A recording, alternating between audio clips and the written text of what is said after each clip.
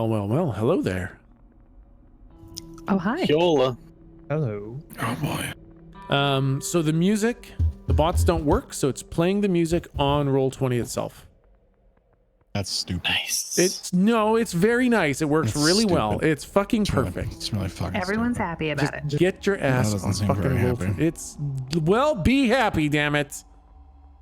Get your ass on Roll20. Listen to the glorious music. I'm working on it. All right, just hold on. Working on it?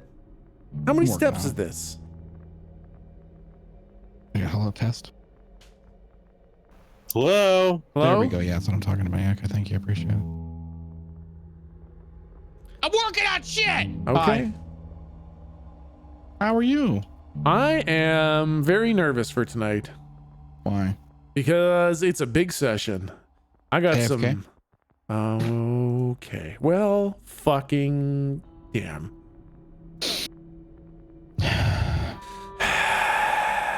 Same. You know what, man? Same. Fucking same. Yeah, right? It's just Yep, that's three ways right there. just yep. Yeah. Yep. Okay. All right. I'm like trying to just, I guess, delay because I'm terrified of starting tonight. I feel that. Yeah. So I guess I best just fucking start. I need a sip of pop first. Just a sec. Pop? Gargle down that sound, you fuck. Yep. There we go. Okay. Delicious onomatopoetic liquid. Exactly. If it's not onomatopoetic, then I don't want anything to do with it. Is that actually a word? I don't know. It sounds like okay. it. It sounds I like liked it. I'm gonna I use said it with now. enough conviction. I think it's real now. Yeah. They're just words. They don't control sounds us. better than automatopatic. Does anyone remember the thing to spell it, though? The acronym or whatever? Over near Ottawa. My aunt. Oh, neat. Nobody else? Wow, what? No, What? just the English kid? All right. What? Listen, I had a little bit of cannabis earlier, but not that much. Not enough that I know that I'm not the only person who didn't understand what I'm doing. Nobody else went to my specific elementary school where we learned something weird. Super weird. Oh my god. Draco Steel just scared the actual living daylights out of me. Okay, hold on, just a sec. Draco Steel just made my heart literally explode out of my chest with that move. Oh my god. I was just glancing around at my screen, no big deal. I'm already nervous about today's big session, and I see @Matt Mercer in my chat and literally almost died, guys. You guys got the sweats, the nerve sweats. Oh boy. Merlin has gifted a tier 1 sub to Matthew fucking Mercer. Oh my god, you guys. Okay, holy fuck. We're gonna need to change. Calming pants down, here. calming down. Oh my, don't do that. Don't draw attention to my channel by Matt Mercer. He's gonna come in and he's gonna be like, what the hell's this? Give me a second. I'm texting him right now. Oh, don't do Hold that. on. It's not Let me ready get- yet. Let me get in contact with some of the Rockstar devs. Give me 1 second here. Don't do this thing to me. It's not ready. We're 36 sessions in and I'm still learning what the fuck I'm doing. It's not. Honestly, Tech, I feel this in my bones. Like, I don't want anyone to come to the last session of D&D. I fucking don't. I just want us to, like, do it, and then I want to sweep it under the rug and be like, all right, cool, next thing, bye. Nothing happened. Oh man. I'll be right back. I'm gonna add every single person on Critical Role. Don't do this thing to me. This is an unbaked cake. They will see all the gloppy midsections that are all not cooked yet. But cake batter's delicious. That is true. That is true. Okay, let's just fucking go. Let's just get this fucking show on the road, guys, okay? Welcome everyone to our tabletop RPG stream called Monsters Ain't Real, where we use the Monster of the Week rule set to enjoy some good old-fashioned RPG fun set in a space cowboy universe. To anyone new, all the old episodes are up on YouTube. And I kind of almost suggest that you go make sure that you're kind of caught up on those. Tonight is going to be a big story night. So to the players, go back and watch all the vlogs. Yeah, players, I sure fucking hope you know what's going on. What the hell did I miss last Just week? make sure the recap is really thorough. Day Real one, thorough. 9 Don't skip any a.m. detail. Yeah. Start from episode 1 and recap everything that's ever happened. Bingo. So tonight's a big story night. If this is your first session, it might be a lot to take in. Who knows? Maybe by the flow of it and the questions you guys ask, maybe it's the perfect first episode, but my feeling is that it's going to be a little bit much. Have we ever asked the perfect question? That's kind of why I feel like it's going to be a lot. Okay, so let's hit that recap, guys. I'm going to hit a recap of the last session, and then we'll see. I might do a bit more of a broader recap too.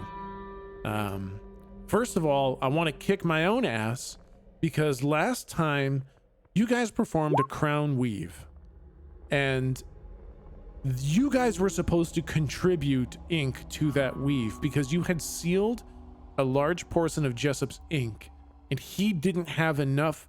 There wasn't enough of him left to be offered as the sacrifice for the crown weave. So you guys were supposed to sacrifice levels and luck and super wizard ranks to finish it off. But I totally fucking forgot. But it already happened, so I'm not gonna punish you. Just know that next time, I may take more than what it's necessary to pay back the previous missed one. That doesn't sound nice at all, I actually. mean, how much are we talking? Because I'll pay in some luck or something. I didn't have. It was supposed to be kind of like as it was happening, as you guys offered, like more and more would complete kind of thing. So it didn't have necessarily a hard cost. It was kind of going to be a narrative cost based on what you guys offered up. Okay. It's not a big deal. But last time you guys watched Mason the Lake Guardian come busting through a wall and rip Talos, the bandit robot leader, to pieces. After you realized that Mason wasn't a bad guy, you invited him to travel with you. You noticed that there was this fine mist of white ink coalescing into fine strands that were entering into his back, and Galdrick suddenly felt a strange kinship with Mason. When you asked Mason what that ink or magic was all about kind of going into his back, he had no idea, and he also did not understand the concept of ink or magic. You met with Bonnie and Kelly, and you got your initiates yo-yos to the yo-yo boys. You got the bag of star spice, and then Jake summarily murdered both Bonnie and Kelly in the bathroom with a shotgun. Then you began making your way back to Quinton to meet with Kirby on your way over to Eldham, where you had been instructed was the meeting place to be inducted into the Yo-Yo Boys. On your way there, you saw the hole in the sky created by the previously blown up TAC Dreadnought start to close, and you realized that the chance for your newfound companion Isis, their chance to leave was disappearing. And you also realized that that was the same ship that Tom had been kept on. So Jake used a scry spell to see where Tom was, and with a double natural 6 roll, you saw more than just where Tom was. You saw what had briefly happened before he was where he was. And you saw some of Betty's friends assaulting a TAC Dreadnought. Then Betty showed up to help them to get out, and they accidentally found Tom. And then they kind of slapped arms and performed a super mega explosion teleport that ripped the TAC Dreadnought in half. And that was the explosion that you heard, and that is what caused the TAC Dreadnought to start to fall out of the sky. Then you saw that Tom and Betty were in Tom's old cave. So you flew over there to Tom's old cave, where Isis gave her Tom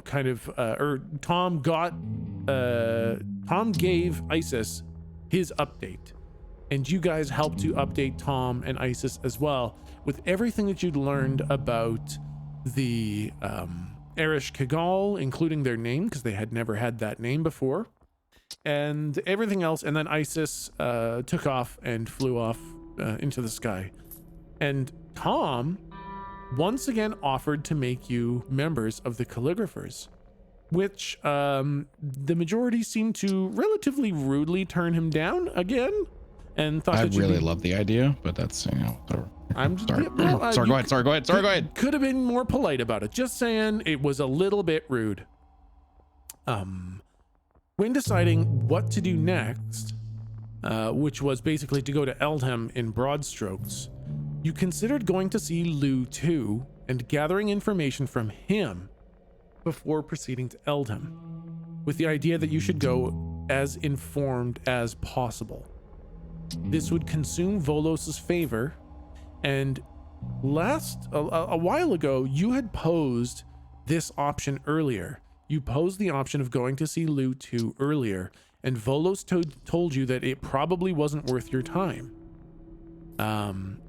You actually remembered that last session. You remembered that Volos kind of tried to talk you out of going to see Lou 2, and that made you all doubly sure that it's probably the right thing to do, because he was kind of hesitant and anxious to tempt you away from going to see Lou 2. And that's kind of where we left off. You guys in Tom's cave. Betty and Tom are there. Tom's all juiced up, looking like Raiden. Isis just took off, and you guys had just decided to use Volos's favor to go see Lou 2. And before we jump back in and iron out those details specifically, I think it's time that we hit a little bit of a narrative camera here.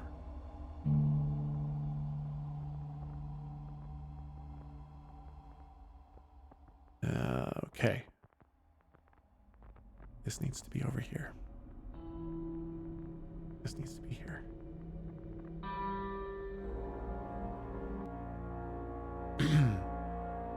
We are back in one of those tack dreadnoughts.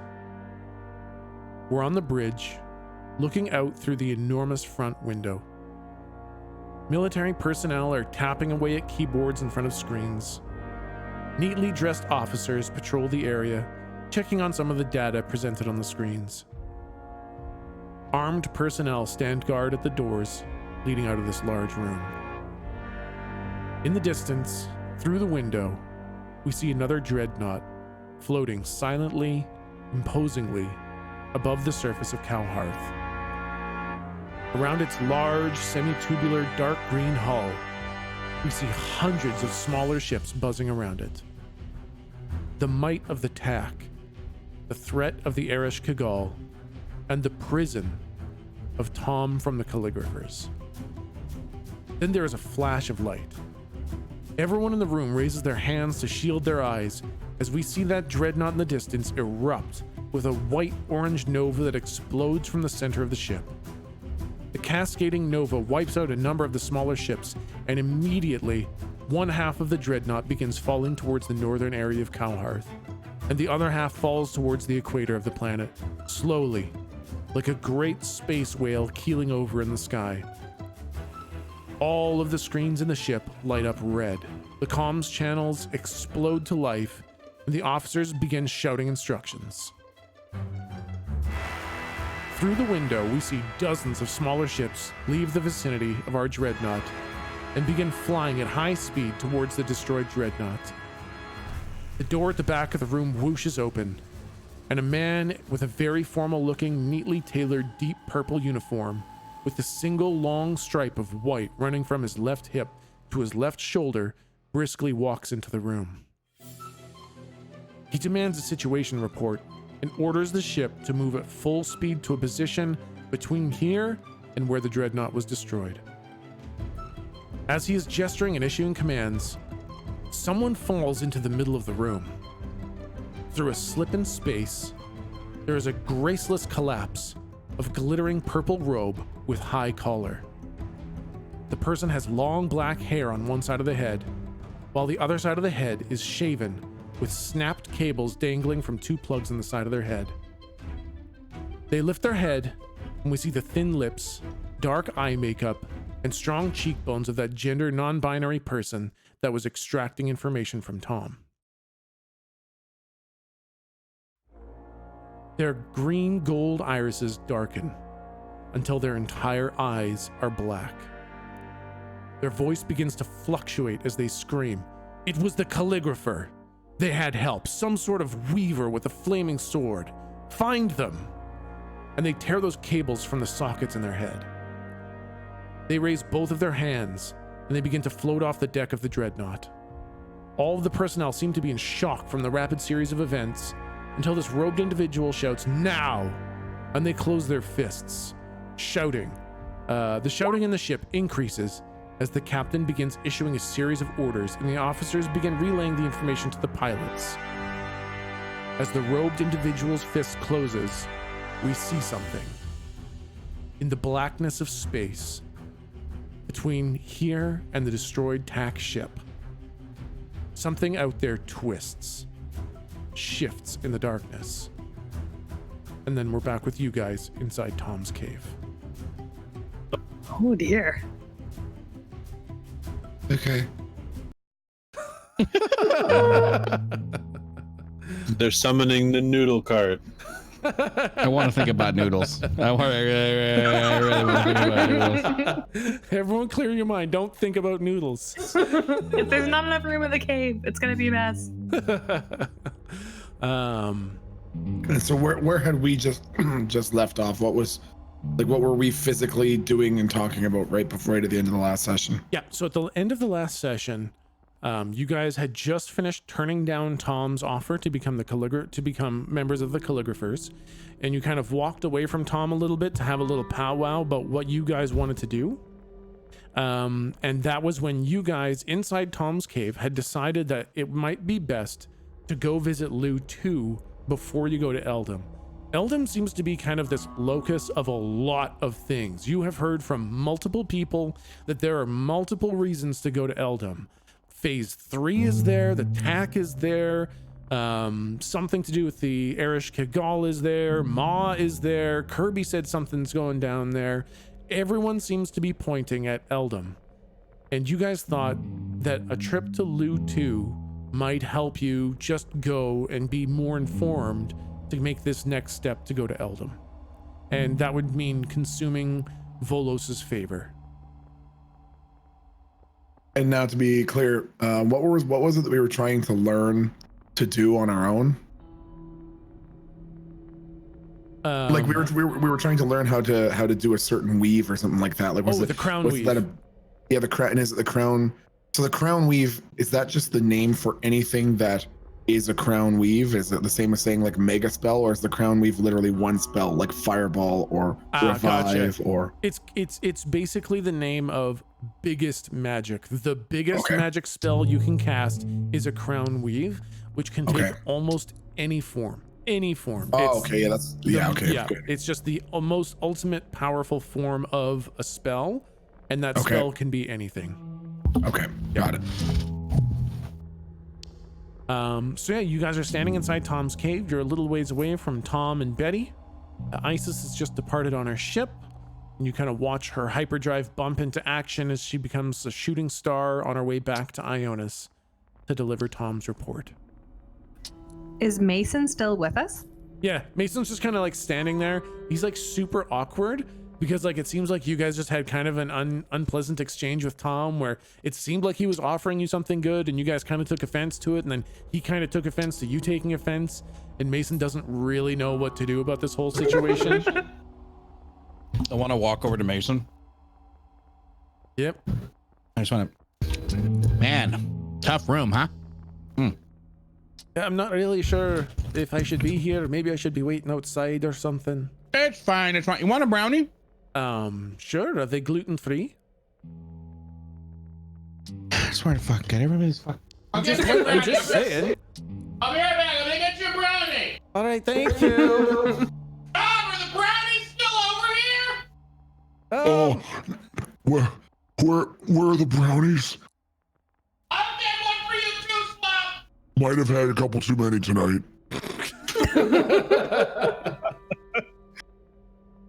Maybe just bring brownies for everyone, please, Galdic. Just the pan. Just bring the pan. Oh, that's fine. All right, just gonna walk in, a bunch of loose brownies. What the fuck? As you guys are standing there, Orinda turns to you guys. and turns to you, Jake, in particular, and says,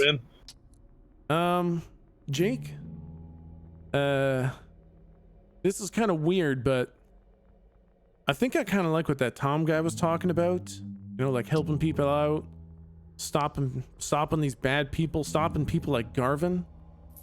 I think I want to join them. Slump leans in and says, "About fucking time you contributed." All right. See, well, okay, so there's the problem. See, there's some people in the group that I feel they're not a big fan of me.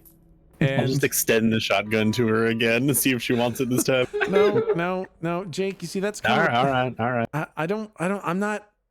I'm not a big fan of some of the solutions you guys use. Like, it's so violent so often, and I don't know that I want that really. No, I mean, I get that. I do. If you want to get the mark and all that shit, I mean, you're you now, right? I mean, that's kind of it, right? I have my own agency and I can just like do that now, right?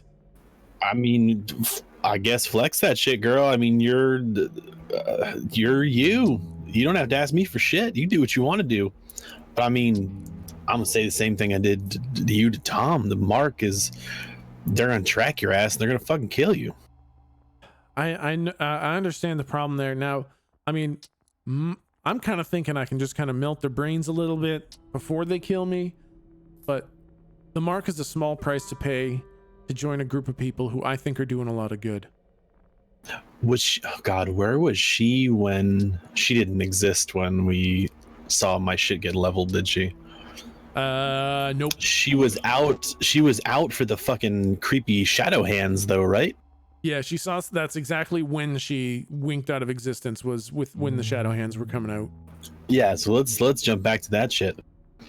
Like, yeah, you can, you know, cheesecake some brains or whatever, but you remember when that fucking shadow shit came out the floor and fucked us all up? Like, that's way above my pay grade, Ren. I don't know if you can, you know, just straight up brain melt that. What the fuck was that? Yeah, I don't really know what that was, but I want to join these people and get more people. I think we need, the four of you are great, but I don't know that you can stand against those shadow hands and stuff. No, I'm with you 100%. I'm okay with everything these folks are doing. It just seems fucking dumb as shit to put that mark on anybody else now that they figured it out. Like, everything else you're saying, everything else Tom's doing, I'm good. That's all good. We're on the same team. But having it all ride on that dumbass mark, that just seems fucking unnecessary. But I mean, you do you. Just take care of you first, because you ain't popping back anymore, I don't think. This is it, man. Last fucking quarter. Yeah. If I may. Yeah, if sure. I may. Two things. One, here's brownies for everyone except for you, Rinda. Sorry. Awesome. Oh man. But if I may, Tom. Yeah. What's up?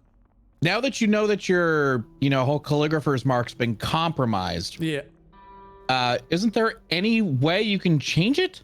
I can't change it. Nettie back on Ionis has to be the one to change it. We should go to Ionis. Yeah. Well, Isis is gone there. She'll tell Nettie to change it. Why don't we just go with Isis? Well, I think that ship has sailed because Literally. the tack ships have kind of closed the gap. I don't think anybody's leaving the planet anytime soon. Oh. But hey, Volos! Yes, Goldrick. Go fuck yourself. Anyways. Oh, that's so nice. Thank you, Goldrick. Yeah, okay. Did we tell Tom about Volos? When we did the whole recap? Ooh, I don't know if we told Tom about Volos. I don't know if you've ever told him about Volos. OOC, I would vote yes if we want to retcon that. Yeah. Same, but I just don't think we did. We can retcon it though, because you guys did do like a giant. If you just forgot to tell him, then we can retcon that in. If you had actively chosen not to tell him, then No, yeah. I don't see any mean, reason why we would have. I think the I goal is would- to tell him everything. Yeah, I would omit the deals that I made with Volos, but would absolutely, let him know. Yeah. Okay, cool. So then, okay, so he knows about Volos for sure then. Okay. Yeah, well, I mean, the mark will change eventually. I don't know how quickly, you know, Isis can get to Ionis and convince Nettie of the need, but it'll change eventually. Can you maybe not put it on your forehead? Well, I mean, it's just the mark. I don't put it anywhere. It's just that's where it is. Can you maybe try like the bottom of your foot? I mean, I can put it on the bottom of your foot and then it will show up on your face. That's a fucking stupid system. All right, so, I mean, You guys are Right? fucking idiots. I'm just... See, all right, Goldrick. I didn't think this was gonna happen, but boy, we on the Say same page for this. I like you. Hey, listen, Well- this might be a little wrong, but Rinda's kind of hot. You still thinking of going for it? We'll come back to it. We'll come back to it. We'll come back to it. And Arinda just kind of starts walking away, walking towards Tom. Tom, well, let me see how this goes. Like, Arinda I want- and Tom, what are your... I love... Like, can I just say that I really would like to be part of the calligraphers, but I do see where these guys are coming from with the mark. Is there a way to do, like, an interim while you work up a new mark? No. Basically, Okie dokie. Nettie can do initiates and they get no marks, but they also don't get a lot of the other stuff. And I can't do initiates. So either I give you the mark, I make you full calligraphers, or nothing at all. Forever, though? Um, No, right? Well, let me tell you this. I offered to let you guys become calligraphers based on a judgment call of your character. And I can see now that some of you probably don't have the character to become calligraphers. So for some of I you... start like elbowing, jabbing towards Jake. So for some of you, that door has closed forever. For the rest of you, I would need convincing. And there's only one of us you're sure of, though, right? I have dust off my shoulder. He kind of narrows his eyes at you, and there's no pupils. It's just like white lightning eyeballs, but they narrow a little bit as they focus, I guess, kind of on you. It's hard to tell. And he just kind of gives you a little bit of a glare, Galdrick. I wink right back at him.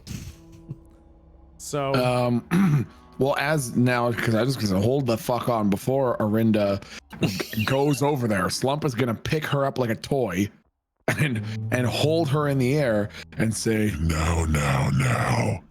Slump likes Jorp, but if Mr. Teeny Tot says that getting the Marky Dog on you could get Mr. Teeny Tot killed by association because you have it, you're gonna need to do some more convincing for Slump. well, Slump, I could just like brain jelly you, but let me tell you this much. Slump could step on your head when you sleep. Yeah, I'm not traveling with you. What do you mean? This is it.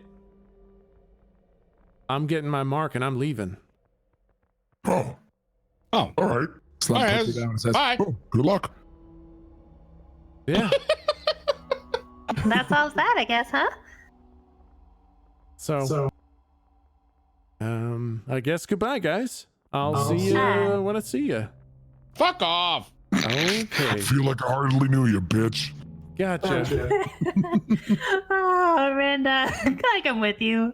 It's, It's a rough crowd, huh, girl? Hoy, Blazy. Blazy.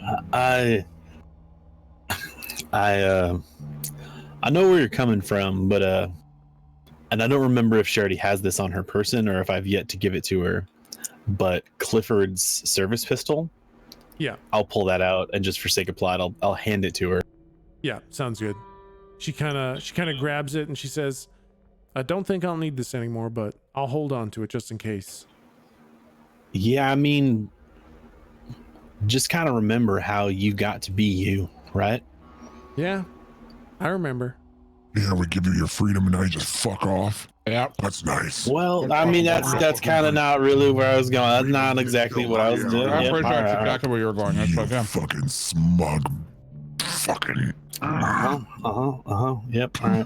Get it all out. We're good. Get it all out. It's okay. It's all right. It's okay. Are you happy? Are you happy? I mean, I actually a did little bring bit, you yeah. a brownie. Yeah, she just kind of turns and I'm just saying. You can condemn us for all this violence and shit, but you had to kill that man for your own freedom. So. oh, I'm not opposed to violence. I'm opposed to copious violence. All right. Well, here you go. Here's a method for more violence. There you Don't go. let the door hit your ass on the way out. Yeah, I'm got gonna it. kill Thank 100 you. more people this month. Okay. Got it. Thanks, guys. Next kid I come across, I'm gonna step on it because of you. Gotcha. This is all kind of why I'm thinking I need to leave. This is basically what I'm talking about. Every time we kill somebody from now on, I'm gonna scream for Arinda. Yes. All right. Well, I like that's that. great. This is perfect. This is exactly the way I wanted this to go. Thank you, guys. Yep. That's what I wanted our parting words to be too. Have fun. All right. All right. Enjoy that. Mhm. I'm sorry, Jake. I can't help it. I don't deal well with this, with people leaving me. Do you want a brownie? No. Yeah, I kind of do, man. Here you go. You can have Thanks. mine. I'll go get another one. I dropped this one anyways. Oh, I caught it. It didn't hit the ground. 5-second rule, man. Thought that counts. I appreciate it. All right. I'm gonna go get a fresh one. There he goes. Off to get brownies from the Keith kitchen. He's my hero. He goes. Yeah, so Arinda Well- just goes and stands next to Tom and Betty, and they start having some sort of a discussion. Oh, Betty's still here? Yeah, Betty's still there. What the fuck? So I want Slump I didn't even know that. to as she gets to Tom and turns around and faces the group, as she's doing that sort of in synchronization, Slump turns around to face away from her, and I'm not kidding, bends over, pulls down his pants, and shows her his gigantic fucking truck-sized ass. Whole All right. bare both cheeks, and then turns around and just goes. And then I want him to stand up and pull up his pants, and before he turns around again, you can see his gigantic bottom lip quiver a little bit. While he's trying to act like he's all doesn't give a fuck that she's leaving, he doesn't know why. He's just very sad. Oh, Slump. The whole time I want to be like baby burping Slump. Like, it's okay. I'm not gonna leave you. Promise? Of course. We're in this together. When you die, I'll be the one that kills you. Okay. Okay. I just mean that I'm gonna live longer than you. I'm kind of I'm just gonna live longer than you. Okay, Mr. Teeny Tot. Yeah. Hey Betty, Yeah, what's up? we should probably f***ing talk. I think you might be the bad guy, Galdrick. I'm not the bad guy. I'm pretty damn sure. Get thought. your ass over here. No, Come here. I'm not coming over there. I start walking towards Betty. Get away from me. No, get away from me. I'm not talking about anything. No, get away from me. No, hey, get away. Stop it. Knock it off. Hold on. Just a sec. All right, fine. What do you want to talk about? It's just like 152 years ago. You did the same shit then. You mean you did the same shit then? I've always you been right. did. No, remember, I was right in the end that time. Nope. Nope. Yes, I was. I definitely was. I remember it. God damn it. Okay, anyways, what the fuck is happening? All right. Have you been working towards the end? Preventing it? Yeah, I have been. Stopping it's it all over the place. It's supposed to happen, but in the right fucking way. That sounds like a bunch of garbage. No, it's kind of like, imagine you have a glass of water next to some electronics, okay? Yeah, and the that glass sounds- is either going to fall on the left and land on all the electricity and burn everything out, or it's going to fall to the right and life can live on. It has to fall the right way. Now, okay, hold on just a sec. Hold on. Hold. What are you doing? Looking for an audio cue? Well, no, that just kind of almost makes sense. I'm trying to think of a way in which you're wrong. Just a sec. Hold on. You can't be right about this, but that's almost makes sense. Just a sec now. That's literally what I saw. And the last time I talked to the dumbass butler, he told us both. Oh God, that's the brownies right there. He told. Oh God. Hey, was there sorry, caramel in there? Yeah, it was. Man. It was a little bit. I can get you some if you want. I would love that. A good brownie. I'll get some after this. I'll get some after this. Yeah, yeah. They're not poison. So, sounds the weird to say. Stop eating your brownie. We talked to the butler. Didn't you talk to him? Yeah, I talk to my butler all the time. He said that we were. Oh wait, maybe you weren't on the call. He said that we were both right. That's a weird thing to say. I'm trying to like stop it. You're trying to like not stop it. How can we both be right? Maybe different time intervals. Maybe different. All right. Well. Okay. Well, let me tell you one thing. Okay. Pretty sure these Arish Kigal people. Yeah. Pretty sure what they're doing is sure seems apocalypsy, and I think that's a bad thing. So I think we need to stop them. I think we need to stop them, but maybe we need to turn the tide on them. Maybe we need to apocalypse-size them. Oh. Like mega apocalypse, their apocalypse? Kind of. Like they're trying to wipe out innocents. Why don't we try to wipe out the aggressors? Oh, okay, all right. I mean, hey, that kind of sounds like we might be doing the same thing. Maybe, because I'm assuming the TAC isn't a tiny, organization. I'm assuming they have at least 100,000 individuals. So we're going to need to murder about 100,000 people. That sounds apocalypse-esque to me. That seems like a pretty large number. That sounds pretty big. Okay, all right. So maybe you're not the bad guy. I'm not. Why would I be the bad guy? How many times have we done this? Sometimes you seem a little bad guy-ish. Sometimes you have to be a little bad guy. I guess maybe. Don't give me that shit. I've seen what you've done in the past. Okay. Yeah. All right. Okay. Yeah. I guess sometimes you got to be bad guy-ish. How many people did you wait, she was the one that was on the destroyer up there, right? She's the one that caused the whole shit. Yeah. How many fucking people did you just murder up there? Sometimes you got to kill some people. All right. You killed a bunch of militaristic assholes that are trying to wipe out innocents. We killed a homeless guy for the sake of science. Yeah, pretty much the same. Slump ate the inside of his face like a jujube. Yeah, it smelled so weird. Yeah. All right. Well, sometimes it's not the journey; it really is a destination. You know what I mean? I'm just like pointing. I'm like, yeah. Okay, got it. Okay. All right. Well, I guess maybe we'll collaborate every now and then. But please don't make me kill a homeless guy. I'm not gonna make you kill a homeless guy. Don't do any fucking deals with Volos. That guy's bad news. Who's Volos? You know, hey, Mr. Volos. No.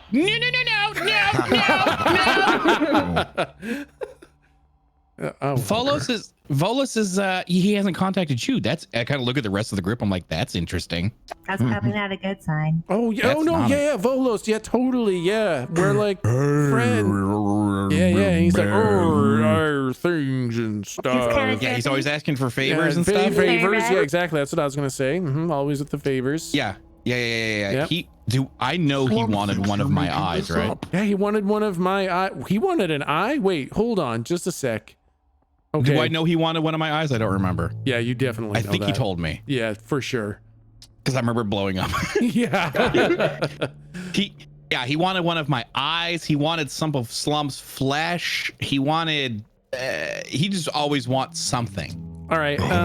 I gotta admit, I was lying. I don't know who this person is, but I'm pretty sure I would never make a deal with somebody who wanted flesh and eyeballs. I kind of want to look at the rest of the group, cross my arms, and say, "How many people here have made a deal with Volos? Raise your hand."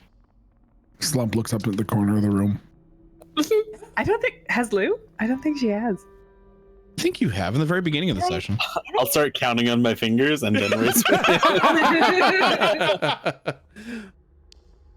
I kind of lean in towards Betty. I think they might be the fucking bad guys. I mean, wait. I'm pretty sure I created some kind of time paradox, but we're alive because of it, so I'm pretty sure I'm the good guy.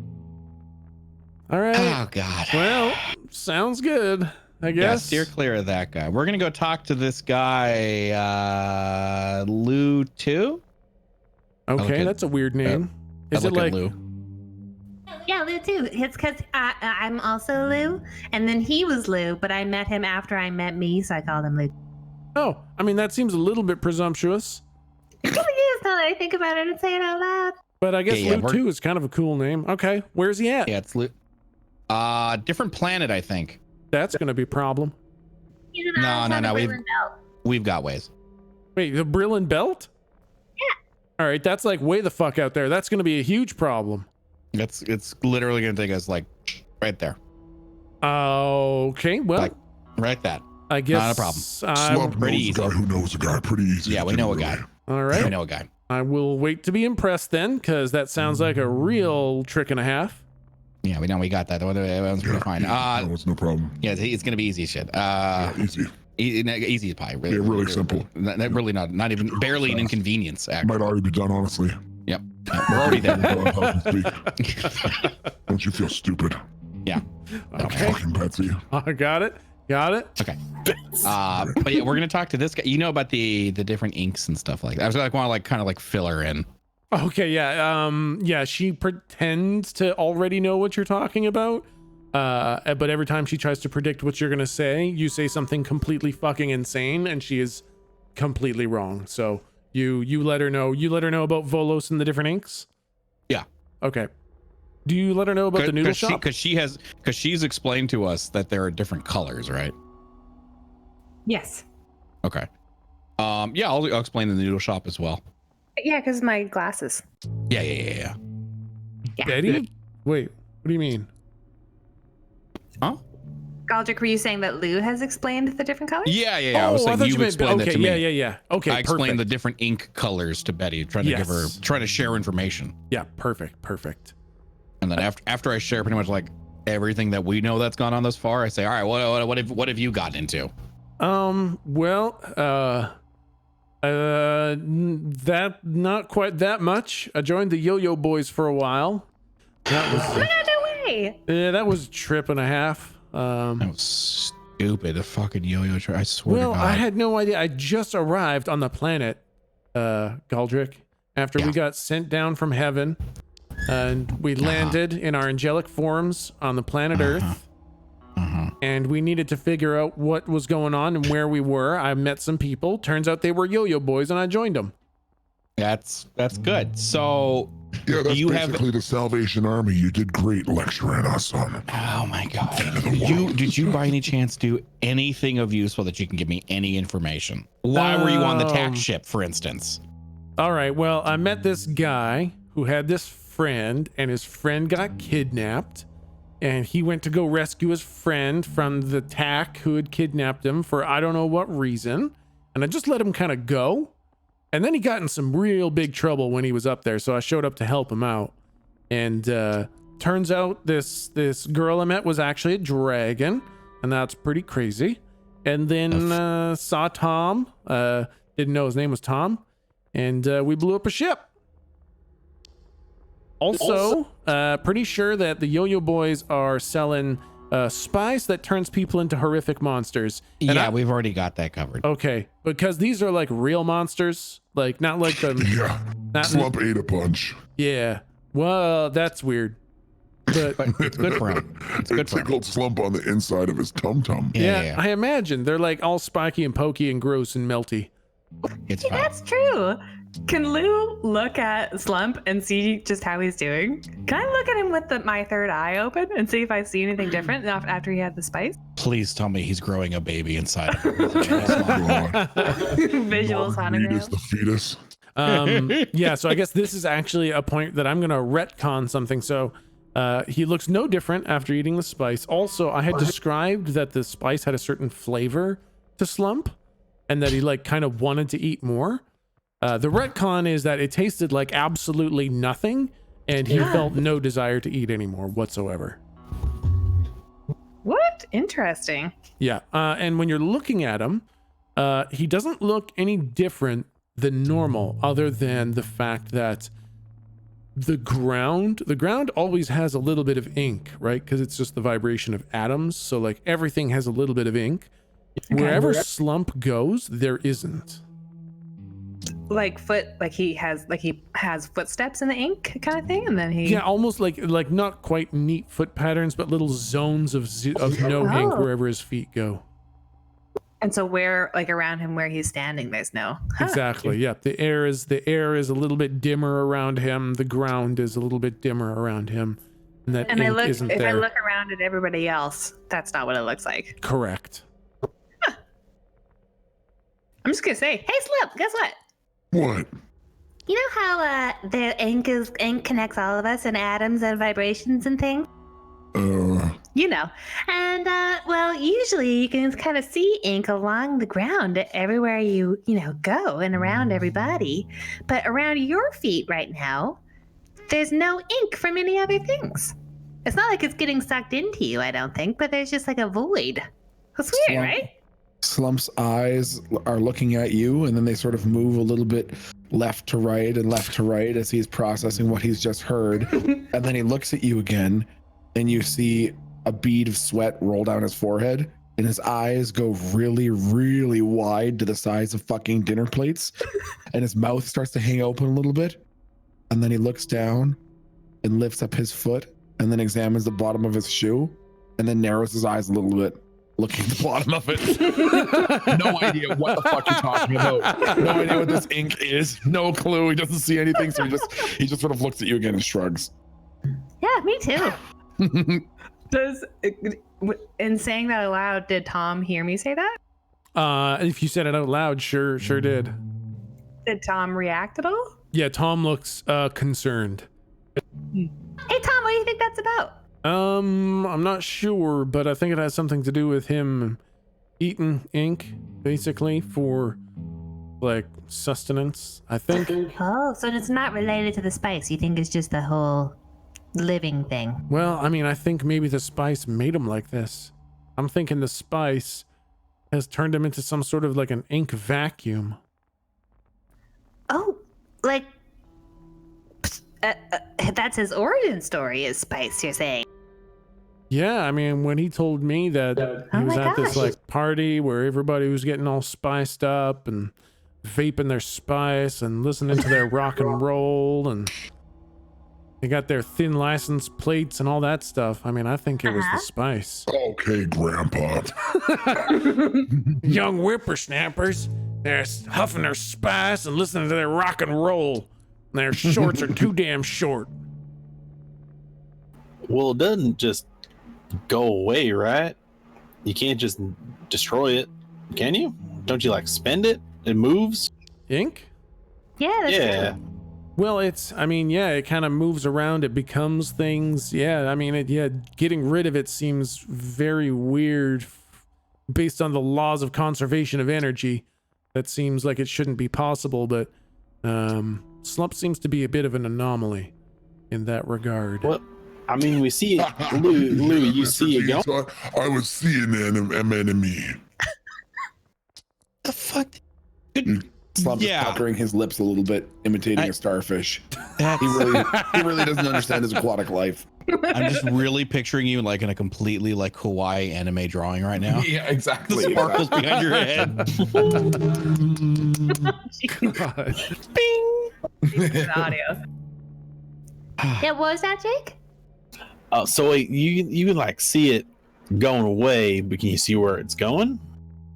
It's not even like I see it moving away. I just see a lack of it. You do kind of see it going into him. It's kind of like I see it going away. It's going to him, you said. Is that right? It's like where Slump goes, he is absorbing ink.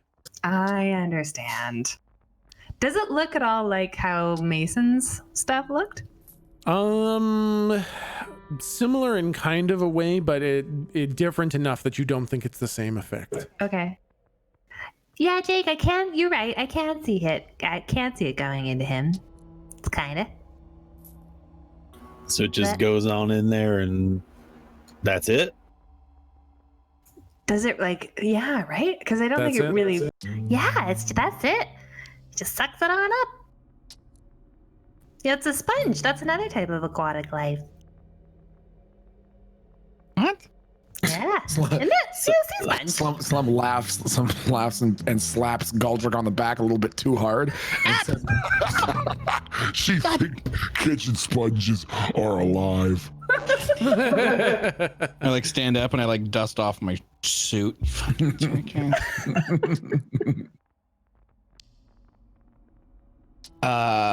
Okay, so how do we get to the... So has the rest of the party seen Lou too? I believe everybody has seen Lou too, except Betty. Okay. How do we get to the coin mouth kitty cat dog? But you want to be sure that you could use that Rockin explanation, Rockin description. How do we get there? Well, we were gonna use, if Galdrick's okay, we were gonna use that favor. Or I guess we have that coin too, right? Yeah, we should probably keep that. Keep the Yeah, coin. I like the Yeah. keeping the coin. I think is a good idea. Okay, yeah, I guess we can go talk to Lou too. I guess. I mean, can we just like call him? That's a good... How did we talk to him before, Mrs. Lou Dog? Oh, Tom kind of used up all his whole life to get us there. He did a crown weave just with his whole body. And remember, he was all kind of worn out like a crypt keeper looking guy? No offense. What a pussy. Well, Hey, thanks, Slump. I mean, he pretty much nailed it. Awesome. Sweet. Great. Thanks, guys. do you guys maybe you want to go see like Kirby or have some noodles before you go? Yeah, just look around. Do you I guys do want miss- to go right now? Is that what you're saying? I do miss Kirby. Slump does miss Kirby. Weren't we gonna Probably. give him something? He's probably restocked the staplers too. You're gonna give him staplers? I can't remember, but I feel like we were gonna go to Kirby for some reason. You have Jessup's hat with the rhinestones and diamonds. Oh yeah, we were just good folks like that. You know what I mean? Yeah. So okay, so we can all right, so what all right, I'm gonna go get another brownie. Okay, bye. Yeah. Okay. So do we want to go? So we'll do the thing and go see. But then will we come right back here? We just zip right back to where we started, right? That's the idea. After we're done, of course. I don't know. How's it last working time he last just- time, at I least? think it's Opted return here, ticket. right? What's that? Slump thinks it's a return ticket. Well, that's good. We don't want to be just stuck out in the Brilliant Belt with no ship. Yeah. Well, I mean, yeah, he can send us back, right? Oh, was it him who sent us back? No, I don't know. said he can send us back, right? Lou 2 or Bolos? Lou too. Lou 2. Last time it was just like a portal that we looked through, right? It was just a vision. Yeah, there was no traveling. And do we think it's going to be I guess we don't know, but do we think it's going to be the same for this? You guys ask for a favor. Yeah, fair. And we would define what that is. Yeah. Exactly. I see. Yeah, we don't even have to travel. We can just zip open a little doorway, ask Bolos to at least, and just talk to him from here, from the Yeah. safety of our weird old cave. Rib-a-dam green eggs and ham. Exactly. Yep. Before we, jump all in that, when you looked at Lou, did you flip through your sunglass situation, look at all them colors? I feel like he gave me the glasses. Is that true? Yep. So I don't. Wait. Yes, I did. No, I did do that. And he was only in a certain, right? I feel like I'm remembering. Is that right? Gamekeeper guy? You have not. Sorry, looked, you have not looked at him. I have not looked at him. Never mind. Dungeon Keep Master. Yeah. Well, you peeked at Volos, though, yeah? I did. So what, colors is he in of? I don't know how to show. So it seemed to me, based on context, that Can I say this? I think he's of the red ink. Can Lou think that? Yeah, you can say whatever you think. based on his general creepy body shapes and stuff and vibe check, then it's red ink for him. That's He where also he's from. leaks red ink Also, constantly. he leaks red ink, which I feel is a pretty big indicator. But the worst thing about it is, you know how he can come to our ink? He's actually also in most every other ink as well, sadly. So he's just hopping around doing whatever he wants. But he's not in the gold ink, and that's it. That's the only one he can't get to. So, all right, I'm just trying to piece some stuff together because this whole like slump black hole thing's got me thinking. So Volos has been pretty much all of them. Which one is he not in? Not in gold. All right, and I don't think any of us. I'll look like directly at Goldrick and his creepy fucking eyes. I don't think any of us are tied to gold, whatever universe. Okay, one sec. And can I put my glasses on and switch to gold and look around at everybody, especially Betty, and see if anything is and Tom now that he's all radon-y, if anything's weird. Nobody other than you see your gold buddy doing a ball in a cup. Classic Lou 3. Hey Goldrick, Yeah. can you take out your eye? Wait, oh shit, have we seen him do that? Yeah. Okay, can you pop one of them off so we can get a look inside of you? Oh. I mean, for science, right? We're not like we're killing him. Excuse you? I mean, I'm just processing, man. I'm trying to figure some shit out, and I think I'm onto something. Even though Goldrick is doing a perfectly fine job of appearing completely intimidating and incapable of taking care of himself, I want Slump to like grab him and pull him closer to his leg, like a conservative mother who's just heard a swear word in the supermarket and is now trying to shield her child. That's what Slump does to Goldrick, and then tries to use his gigantic fucking hands to cover cover Goldrick's ears. He's trying to protect him from hearing that they want him to pop out an eyeball. I want to cover my eyes like I'm crying, but I actually want to pop out my eyes, and then I want to look up at Slump. Jorp, shame on. So what you guys see behind his eyes is like this kind of swirling void. It's not an absence of everything. It's like a weird nebulous infinite space gas kind of looking form in there. And Lou, what you see is a whole bunch more white ink. But it's not a weave. Like, you don't see the imprint of a weaver in there. Huh. That kind of makes me want to wish. I mean, I don't know. Jake, open your mouth. Yeah. Do I see any bunch of white ink in him? No, it's just a person. I mean, like, white ink, yes, because everyone has white ink all over the place, but nothing weird. Hey, you can close now. Thank you very much. No.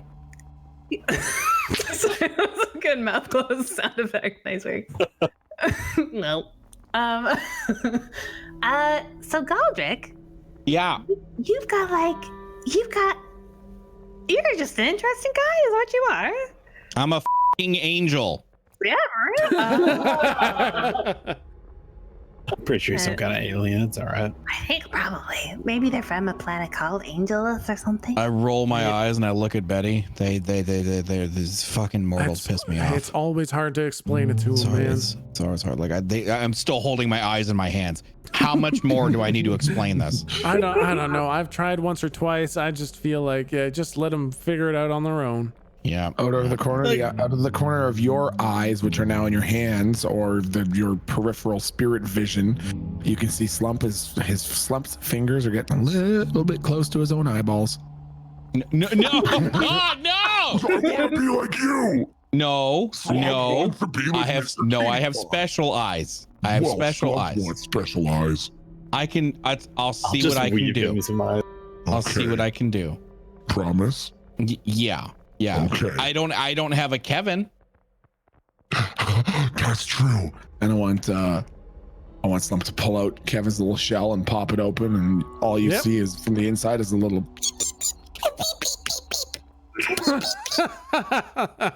Yep. Oh God. Slump just pets him, and before Kevin even has a chance to register that he's now seeing the outside, Slump just closes the shell, puts him back in his pocket. Yeah. I see. I don't have a Kevin. I have an ick, and I pop out ick mushroom. Hello there. It's been so long since you had me around. How's it going? Where are we? Hey, put him away. This is a cave. I died or something, right? Yeah, this is where you that's so died. weird. Hey, there's Tom. He looks like Raiden now. That's so weird. Hey, why are your eyeballs out?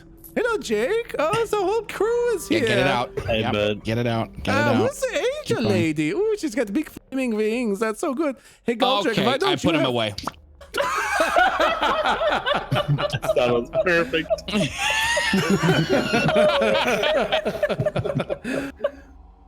That's great. I mean, well, fuck me, I guess. But what I was thinking is, every time Volos would try to make another deal, he'd ask me for some kind of fucked up shit, but it's from all y'all. Like, he wanted pieces of slump meat, and he wanted some fucking eyeballs out of Goldrick. I don't think he ever asked anything from Lou, though. I don't remember. Maybe. Was it anything from Lou ever? I don't think so. No. Maybe it's because they're special. They got more concentrated ink and stuff. Yeah, I figured maybe it was some kind of color thing. Like, I thought maybe Goldrick was tied to a different part, and he was trying to find a way to, like, get an anchor or a foothold or something. But if it's all fucking white, I don't. Okay. Yeah. Okay. This is a very. I'm gonna tell you guys something very important here. He didn't ask you for it, Jake, but he did take something from Lou. Oh yeah. He took a golden thread from Lou.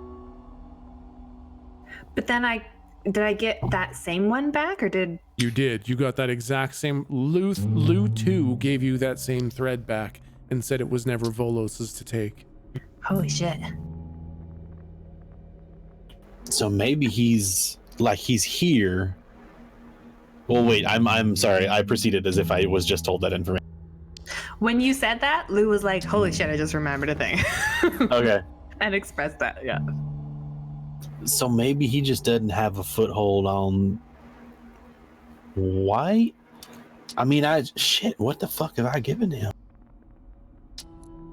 Well, you were gonna give him my eye, but then due to the time matrix, he doesn't have anything from me. Right. So if we could keep it that way, Hold on, let me go my notes, that'd be like, great. out of character. Did he get a piece of slump? He did get a piece of slump. He has a But Slump has favor. no white ink in him. That's right. Yeah, slump has no white ink. That's right.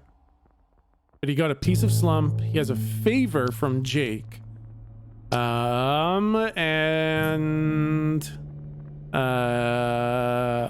all that's in my notes. Yeah, I man. think that's He's all that all you've he ever got given field. him. All that he's got from Slump is a luck. Yeah, and a favor. Yep. But I mean, he's all in this fucking white universe. I don't know, man. He's in here. He's in this shit all the time. Like, what the fuck does he need more for? If he's already here, he's using magic powers and shit. He's okay.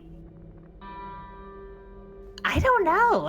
Is there anything that we know from our interactions with him Doesn't he that seem could kind of even like he hint wants at to what he wants?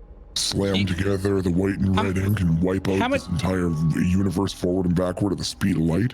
Yeah, exactly. How many of you guys know anything about Captain? It's an old Earth thing, and you guys probably never even heard it. It's called Captain Schmlanet. No, I never heard of it. Okay, pretty much the whole tagline is, "With our powers combined, I am Captain Schmlanet." He's trying to collect the powers. Oh.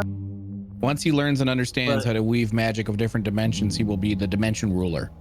Oh, that's bad. We don't want him to have that. No f***ing shit! If he was able to access the gold one, which is the only one we know he can't access, if he was able to access that with the gold thread from my head, did anything different happen in the world during the time when he had that thread? Did anything get a little shittier? Do you remember? How much time passed, and how the fuck did Lou 2 just, sploink, I got it back, here you go. Fuck him, I guess. Like, how's I that think shit? he's more powerful than Volos.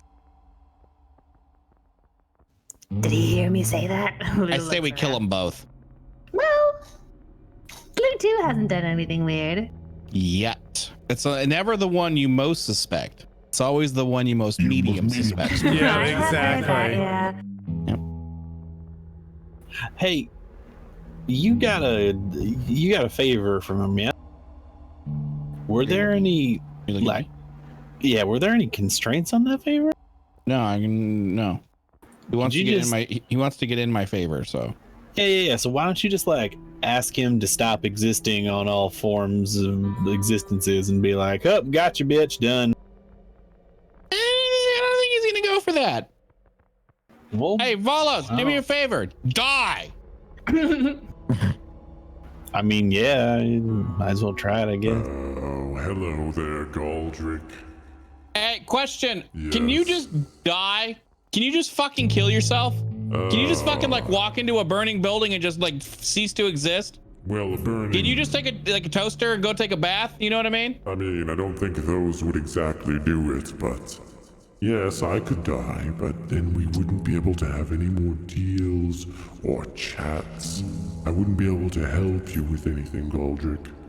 I don't need any help. Oh, is that so? You seem to have a little less magic and a little less luck than the last time I saw you, and Yeah, it's because you fucking took it. I could help you, though. Nope. Nope. just Nope. saying. Nope. You literally are like the worst person ever. Oh, but we're friends, Galdrick. By the way, I'm going to steal things from you. Oh, come on now, Nope. Galdrick. Nope. We're Nope. friends. You can ask for anything. Nope. If it's in my power. Uh, I could bring all your old power back. You could be just as good at magic and just as lucky. Everything could go back to the way it was. I would do that for you. No. Just give up No. this little quest to go see Lou too. That's what a waste. Wouldn't you rather just get all your power back? Ooh, that does sound good. That does sound good. I'll even add a little bit if you really want. Ooh, that does sound really good. That does sound really good. Yeah, What's that does Lou sound 2 good. going to do for you? Nothing, that's what. I don't know, I'm pretty sure he's I don't think he would do anything for you. He's just a crazy I heard old man. I heard he's more powerful than you. That's what I heard. That's what the word on the ridiculous. that's what the word on the street. ridiculous. That's what the word on the street is. I'm just saying. There's no way. That's what we He heard. It stands literally is what no everyone chance says. Against me. That's what everyone says. What a fool. They're fools then. That's what Lou everyone 2 says. only exists because I allow it. I don't know. Then what do you have to worry about? then you're Nothing. fine. I don't. I'm just saying it's probably You seem not worth really it. defensive. I sound a little worried. No, I'm just saying, wouldn't you rather get your power back? I mean, it doesn't matter to me. Go ahead and see Lou 2 if you really want. But I think you probably would rather have your power back. What do you say, Galdrick? Oh no. We need to go see Lou too. But I'll call you back. Okay, bye. And I just hang up like before I even finish saying bye. It's nice that at least you can stop the conversation whenever you want. Yeah. Whenever he tried to forcibly like keep the call on like once, and I just started humming Vega Boys. Oh, good to know. Because one week then. All right. No, that's, I know. Yeah, the big word, yeah. Still hear you. Please don't do that. The alarm's not open. Please. No. Oh, I thought my bad. Sorry.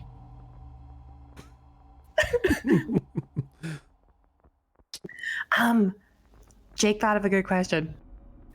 When the creepy shadow hands in that town we were in that went terribly bad and the attack came and the pyramid and stuff. Yep. When they were sucking ink and luck and everything, will to live out of us. Yep. Did they look like how the ink looks around Slump? They did not.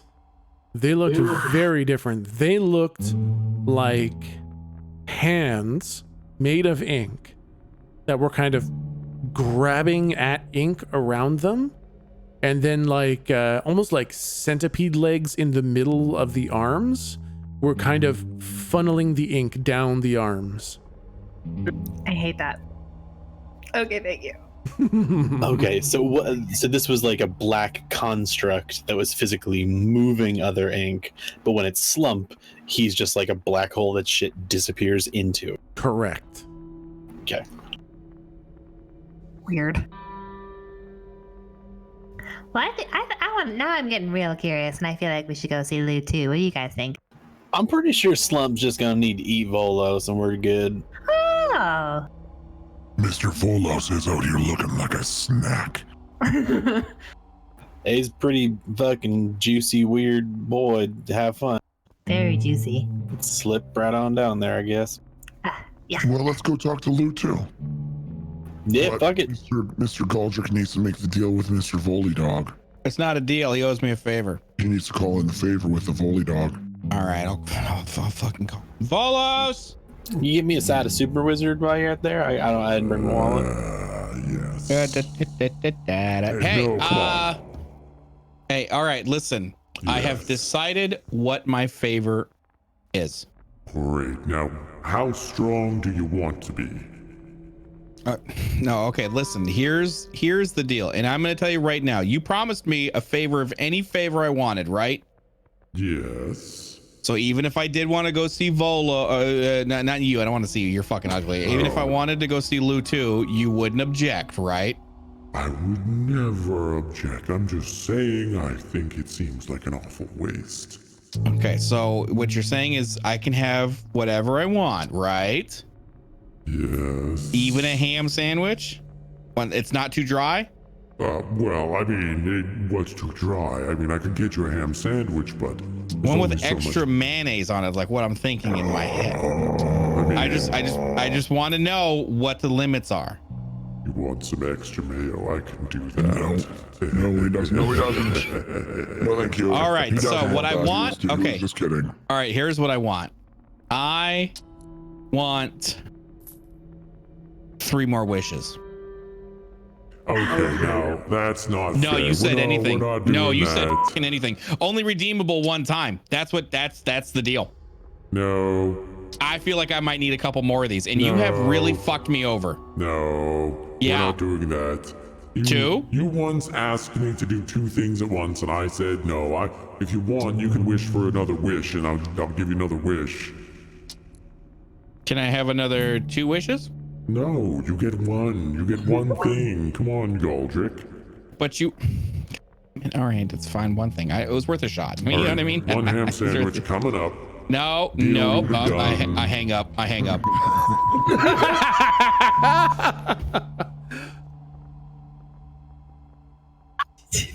Oh, where'd he go?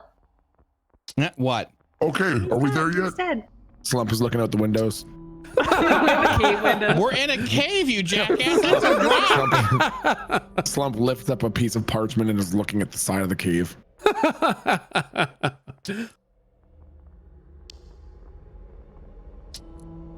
What?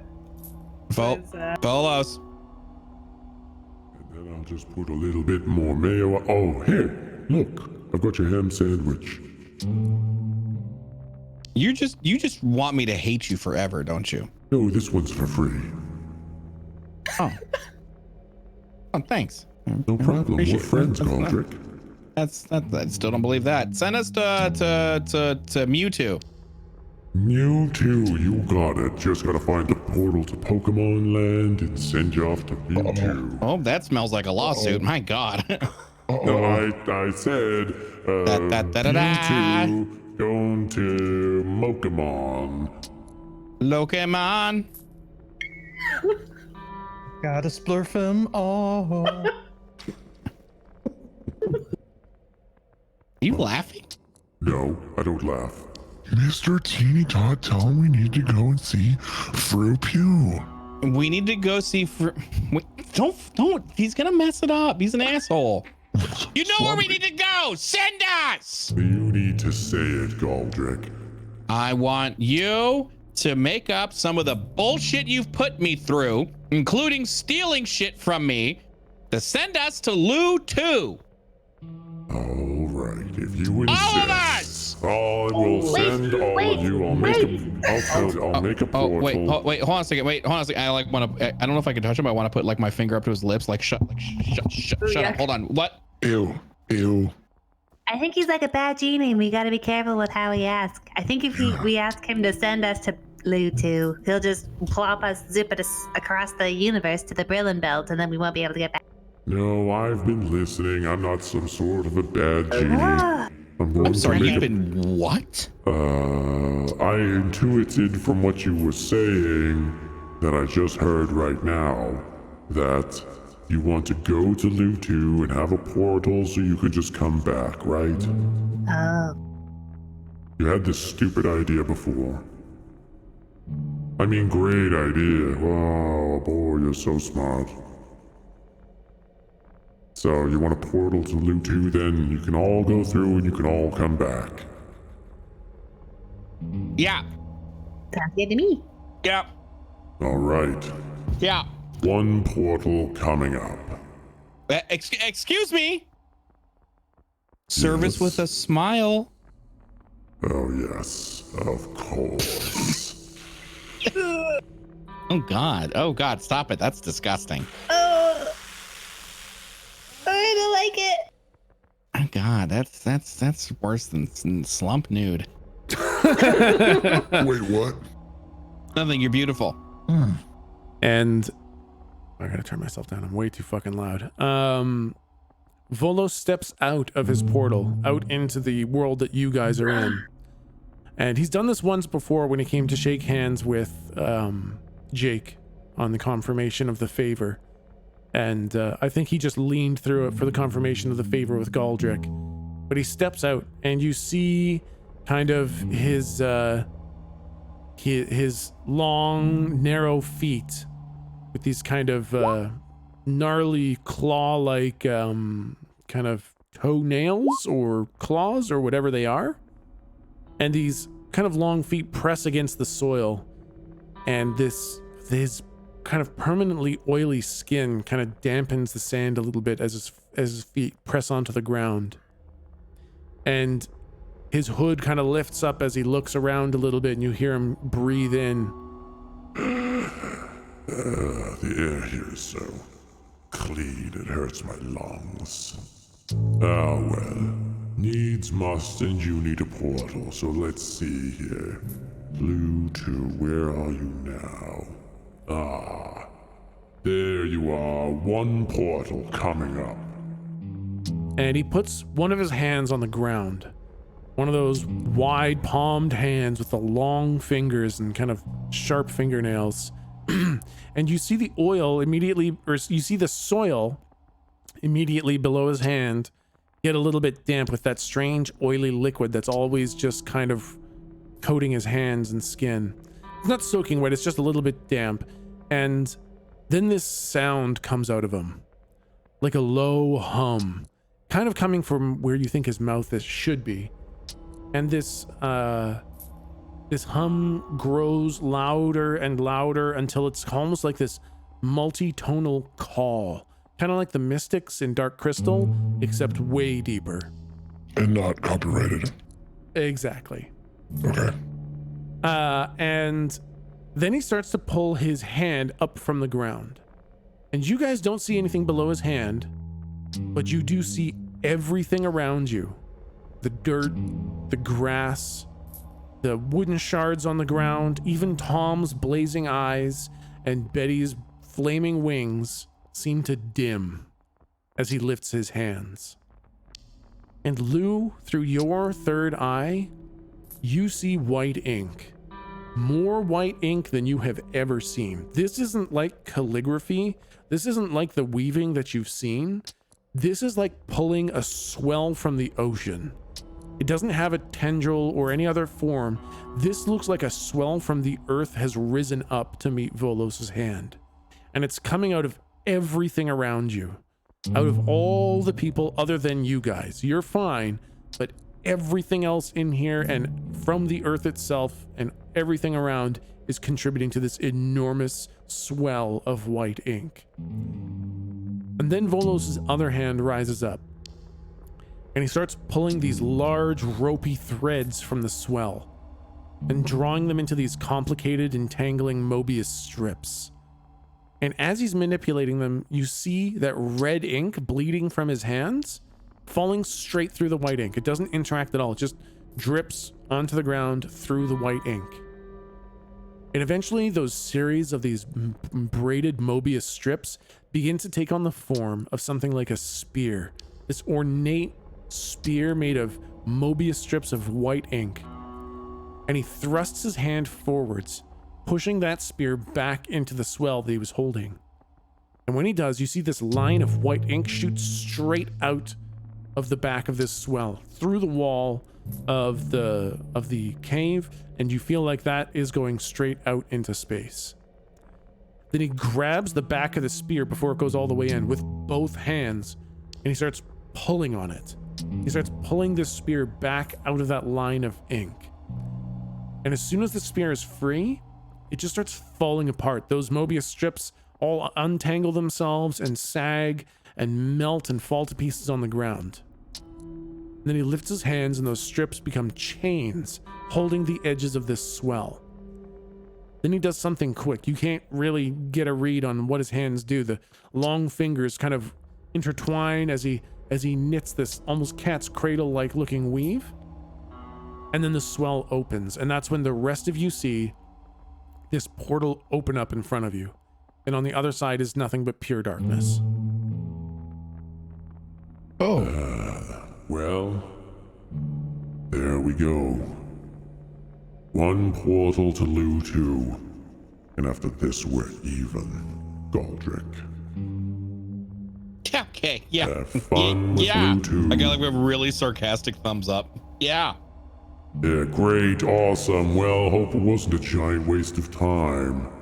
Yeah, well, I didn't even have an onboard snack. No meals. Hungry as shit. Well, we're allowed to take this and come back, right? yes, you can come back, and I did give you that damn ham sandwich, Galdrick, and that one was for free.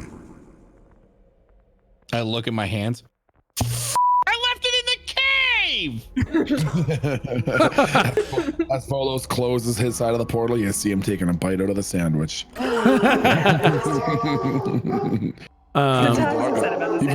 the dog was upset by that. What the fuck? Folo, stop fucking with the dog! No, it's okay. He just gets it's the spooky postman's come. He doesn't like the spooky postman. It's 11 o'clock at night. There's no. I'm gonna go check on what the f. God damn it, mother. So you guys are in the cave, and before you stands a portal with just darkness on the other side. And there's no time limit to the portal, right? That's right. It's just open. Well, let's freaking go, I guess. I mean, is that like the vacuum space, so we're just gonna pop through and die? I mean, he said he wasn't gonna try and trick us, but I guess he's not really a trustworthy fella. All right, hey Galdrick, you first. I think you Hang on! He's dealing with the space dog. Okay, I'm fine. All right, I'll walk. What do you want me to do? I don't know. We're just being polite. You made the portal. Just let you go on through first. I look at the portal of eternal darkness. Yeah, okay. I walk through. Okay. What do we see on the other side? Slump will dive through after him. Yep. You just see the two of them. Get off! Be careful. God, you're so heavy.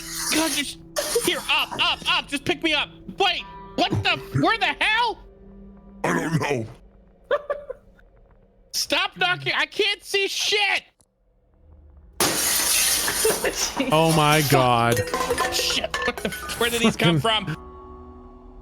Those are probably Lou's glasses. This is terrible. Slap! What? Hold on. I'm coming, Mr. Teeny Todd.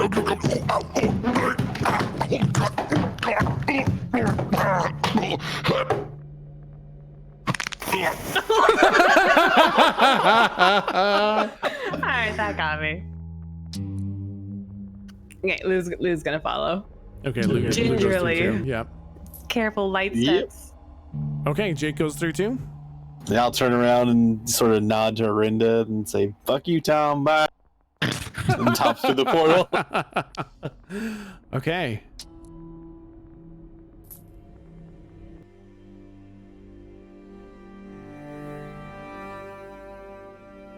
When you guys arrive, We're all dead. you're standing in absolute blackness. There's nothing but darkness around you.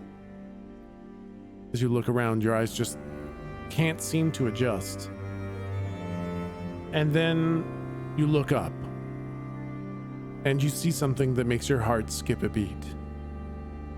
You see stars, millions of them, and they are very far away.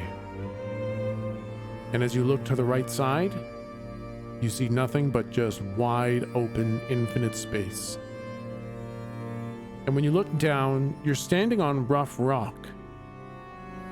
And in the darkness in front of you, you see a large floating mass drift by. And as your eyes start to adjust, you notice that it's an asteroid.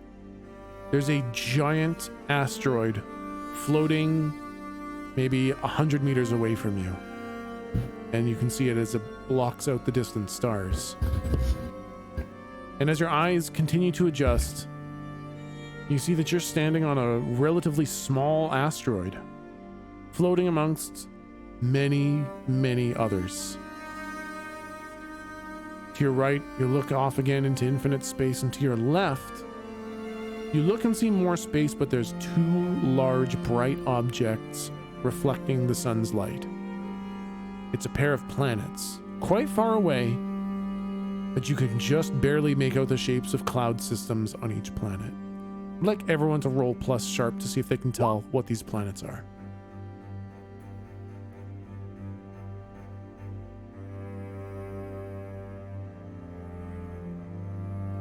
Holy shit, Slump is the fuck? smartest person in the fucking Nice. group. I don't know how Slump knows this, but Slump knows it for sure. Double natty sixes. Yeah, Jake also definitely knows. Lou's pretty sure. Plus sharp. Boop. Are the planets the glasses? So you guys know that these are the planets Brillin 1 and Brillin 2.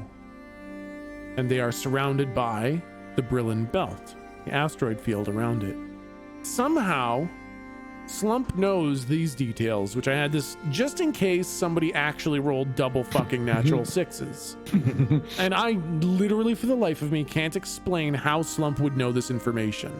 Maybe Tom read it to him, because Tom would probably know this. Maybe Tom read it to him as like a bedtime story or something. Yes. And now that Slump is seeing it, he'd never be able to recall this on his own, but he's got like this trigger from visual stimulus, and he's like, oh, By the way, Yeah, and so you know that this is Brillin 1 and Brillin 2.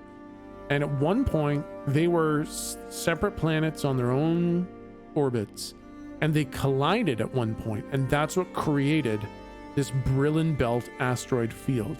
These are the fragments of the planets surrounding them, and the impact was such that the planets now orbit each other in an elliptical path.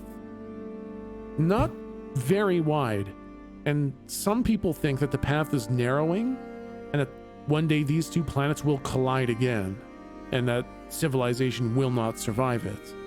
Others think that the path is stretching, and that eventually one of the planets will break free of the gravity and be spun off into space. Jesus Christ. So Pretty bleak. both people think a hell of a lot, think a lot about the potential end of their existences. They very much are worried that the Brillin system is very tentative. Oh yeah, volatile. Volatile, yeah, very tenuous, and that either they're going to crash into each other or one is going to get flung off into the distance. And the most optimistic ones hope that they're on the planet that doesn't get flung off into the abyss. And that's Brillin 1 and Brillin 2. And as you guys continue to look around, you see the faintest shimmer around you, and you realize that you're in a small bubble on the surface of the asteroid. And behind you is a small cave leading down into the core of this floating asteroid. Is a tunnel leading to the center of the asteroid, did you say? Yep. I don't like this at all. This is uncomfortable. This is not okay with me. Galdrick Should we is just absolutely call out convinced to that him? he's immortal and he just keeps walking. You walk through which way are you walking? Into the space or into the cave? Into the cave. Okay. I was gonna say, I just leap into space. Whee! I was gonna say your very, very flesh lungs seize up with the space nothingness. Okay, so you head into the cave. Lou follows. Yeah. Okay. yeah, so does Slump. So as you walk up to that entrance, you notice that there are strings hanging from the top of the entrance, like a little beaded curtain, except the beads are coins. Coins of all different shapes and sizes. None of them are the coin, but some of them are ancient currency. Some of them are what you can only assume to be are ornamental. Some of them are incredibly crude, basically just flattened, smashed pieces of metal. But it's just all different kinds of coins as this bead curtain. Can I take a picture of it with my hack jack? I really want to show it to the coin collector guy. I guess I can't think of a reason why not. You can't upload it to anywhere. There's no hackjack net nearby, but yeah, you can absolutely just fucking take a picture. Can we? Are we able to? Are we able to see anyone or anything other than the bead curtain moving at this point where we're standing? No, just the I bead want Slump, curtain. I want Slump to snap off one of those drab-looking coins and put it in his pocket. Oh no, Slap, that's stealing. He's a fucking cat. What's he gonna know? I don't like everything. Well, Pretty sure everything. if he notices, Slump will just do a little trick and then give it back. Okay. I'm gonna stand on the other side of you, I think. Okay. I'm gonna grab a peanut butter sandwich from my bag and just hurl it into space. Ooh. Why? What chance? Sorry. True. That's true. What the fuck chance am I ever gonna have to do that again, man? It's like skipping stones, except it's instead of a lake, it's friggin' the universe. And it's, You know what? You're right, actually. And I'm kind of jealous right now because I don't really have... Slump, come here. What's up? I need you to pee into space. You want me to throw you into space? And Slump No, grabs him by the I like grab onto him as hard as I can, like a cat being held over like the railing, you know, like. We're sort of spinning in a circle and Slump's like, oh, come on, it's not gonna hurt that bad. Come here.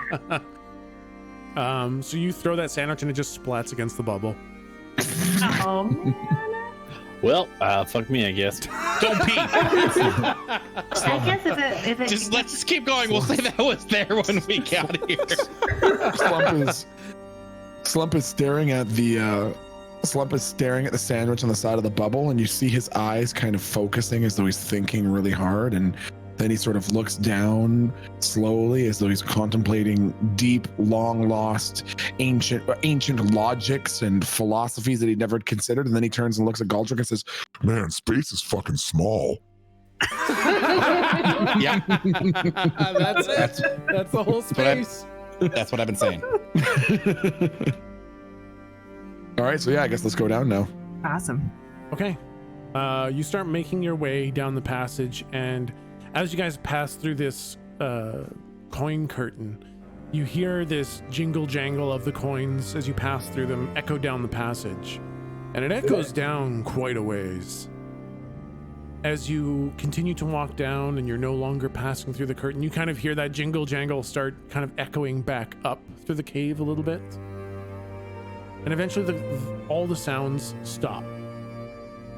Except one. You hear one jingle jangle, which is the definite sound of a single coin being flipped. Oh, And creepy. this- That's our guy. Creepy and unsettling. Don't like it. It's okay, guys. That's what he was doing the last time I was here. And this tunnel winds down nearer and nearer to the core of this rock. And it's still like relatively cold. It's not like the core of an asteroid is hot. It doesn't warm up. But then eventually it stops. This hewn kind of more neatly tunneled rock tunnel ends in something that's a little bit startling. You were not expecting to see this.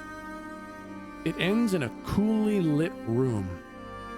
Dark hardwood floors, dimly lit by blue electric lamps hanging a foot below the ceiling. The walls are a light gray steel and they have ornate black designs like swirls on them. There's a long, black, shiny bar with white shelving behind it, stocked with bottles of alcohol, and a man standing behind the bar. But what really catches your attention is the single brass table sitting in the middle of the room, with a single sturdy wooden chair next to it and a man sitting in it. He has a mug of ale in one hand and is flipping a coin in the other hand. He wears pauper's gloves that cover halfway up his fingers, a rough brown tweed jacket with a gray shirt underneath, and a flat cap hat on his head. His pants are a thick linen weave and his boots are rough but heavy leather. Of course, you know this is Lu Tu by his telltale goggles, the facial apparatus consisting of a series of multicolored lenses on small mechanical arms that lower down in front of the main glasses to allow him to see into the other multicolored inks. Like a large, complicated version of Lu's butterfly glasses. And also his coins for teeth are a dead giveaway. And that's when you notice that the music is actually something different. Oh, wow. Okay, good. I was expecting combat music for a minute. I was gonna shit my pants. Yeah, I start unbuttoning my shirt the moment I hear this song. Yeah. Slump looks at Galdrick and looks back at Lou and looks back at Galdrick and then just like looks down and starts undoing his shirt too. Not sure why. Hey, Lou. It's been a long time. He could tell it'd been a He long must not be talking to me. I think he's talking to you, Lou. By the way Lou too was looking at him. The night was hot. They'd given him the best seats in the house. Front row, center. Thanks, Max. I brushed Payne. my brow. And yeah, Lu Tu looks up and says, well, I have to say, I'm surprised you made it here already. I wasn't expecting you folks for a little while yet. Isn't that right, Mr. Locke? He looks at his pocket watch. Quite early, actually. Well, welcome to our little corner of the universe. Have a seat. And why don't you describe what Mr. Locke looks like behind the bar? Who the fuck's that? Mr. Locke is a tall gentleman, fairly good looking, long black raven hair, tied into a ponytail that goes down the back. Pair of regular black frame glasses, a few pearlescent earrings, one in each ear. Clearly likes to dress up fairly nice button-down white shirt, silk red waistcoat. Very much looks like a bartender. And well, you see, this is well, this is my only life companion along this quite a long journey through life. You think Slump, trying to prevent anything uncomfortable, slaps Lou across the face, like not like a combative slap, but a slap to try to cover her eyes, so she's not looking at the bartender, and just like cups her face with his gigantic hand. Don't look, Mrs. Blue Dog. I don't understand what's happening. He might bamboozle you, just shh, don't worry. I'm not about to bamboozle you, but you caught me a little bit unprepared, to be quite honest.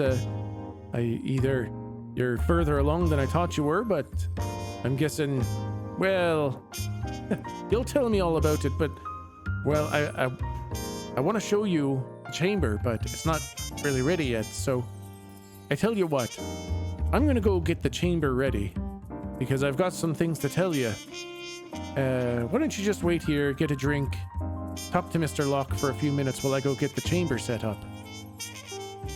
Good. Okay. All right. Does Mr. Locke look? He looks like a bartender. Yes. Through the. All right. Locke. Yeah. Yes, sir. Old fashioned maple syrup instead of sugar. Double up on the orange. Let me just get. Yeah. Hey, Mr. Lockdog. Yes, good sir. Full fashion, noble blabber, all on the flapper, orange. I just hold up 2 fingers, like. just give me 2. Mr. Lock nods. Gotcha. Purple black on rocks. Put his in a glass you don't mind disappearing. Lou pulls a stool up to the bar and sits down heavily and goes, Mr. Locke, give me a lemonade, neat.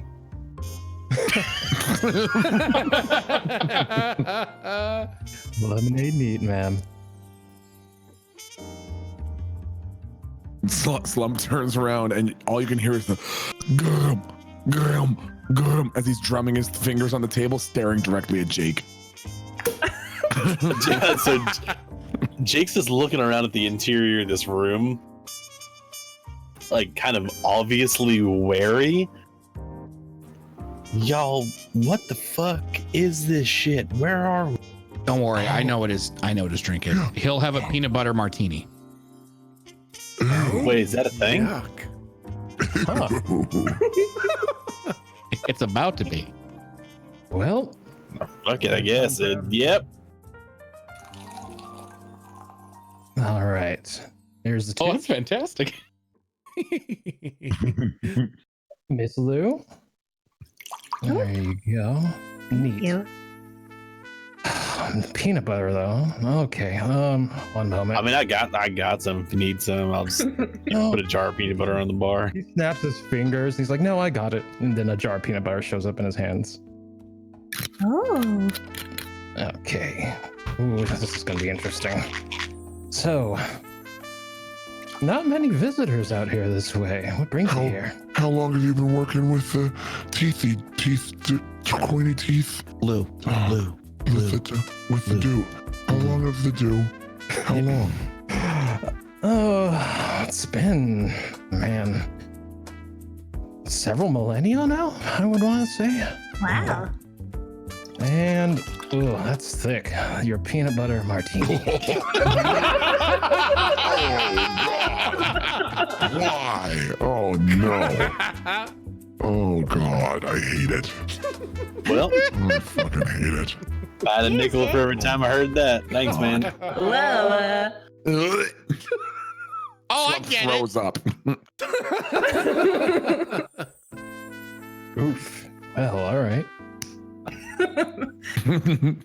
I'm just gonna take the drink and start walking around with it because this is unsettling. You know, Hey, feel free. Mr. Locke, if you don't mind my asking, I've seen Lou once before, but I didn't see you. Do you know why that might have been? Oh, it's because he was in the chamber over there probably when you talked to him. Oh. What do you know about this chamber? It sounds a little ominous. We're not quite sure how it works either, but it makes it very hard, if not impossible, to view people within it. Oh. That's why I could only see his glasses? Yes, exactly. But any other drinks, food? You must have traveled a long way to get here. Ramen with extra broth. How big?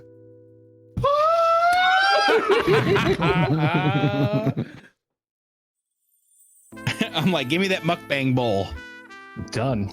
Snaps his fingers and you just have this giant white porcelain bowl fall in front of him with chopsticks. So why, how did you meet the, how did you meet? Okay, here's the bucket. You got it. You got this, big guy. How did you happen to? There you go. That's a good one. Slump, you want some? Oh God, it's so good. Absolutely not. This sound is so fucking good. So bad. Complete veto. How did you happen to me? How did you happen to me? Oh man, come on! You have to listen to this shit. Hi, you two. God, this is fucking poison. How did you happen Yendar, to keep meet- it in. How did you happen to meet the teethy dog boy? Oh, Lou. Mhm. Must have been back on the colony on Mars. Oh God, so long ago. I was a bartender at some shipyard, and he tried to steal my tip. It was this coin. Some yokel or whatever dragged into the bar, tried to pass off his currency, but he tried to steal it off the bar, and I said I would give it to him for a story. Let's just say it was a really damn good story. Oh, he's like some kind of magical space raccoon that just attracted the shiny shit. A lot of people kind of call him like the coin collector. He goes around looking for these very special coins. He thought the one that was on my bar was one of them. Was it? Yes. Oh. Have you kinda guys wanna ever found a dirt coin? I'm sorry? Have you ever seen a dirt coin? Oh, no. Actually, Oh, they're great. you can make coins out of dirt? Do I remember how from what was the coin collector's name? Oh, It Bob. doesn't matter. Something like overly Russian and stereotypical. Yeah. I mean, it was basically just a piece of dirt that had been pressed very hard. Is the floor dirt? No, it was stone, wasn't The floor is like a polished hardwood. it? Okay. I'll bring you one another time. It's lovely. Another time. Well, while you're here, can I get anything food? Maybe you want to shoot pool? You want to try stuff in the 86 vat? I want to challenge. I want to challenge Mr. Locke to a game of rock, paper, scissors. And I want Slump to say, How about we put a bet on it? Haven't How had one of about- these in a while. How about this? and out comes the coin that Slump had plucked off of the rope on the way in. Wait, where did you get that? Slump gives a very sly smile to Galdrick and goes, shh. I'm debating between grabbing your ear like an angry mother and saying, "You're gonna put this back right now." Sure, Well, why not? All right. So I say we DM Techsmith our choice on Discord. All right.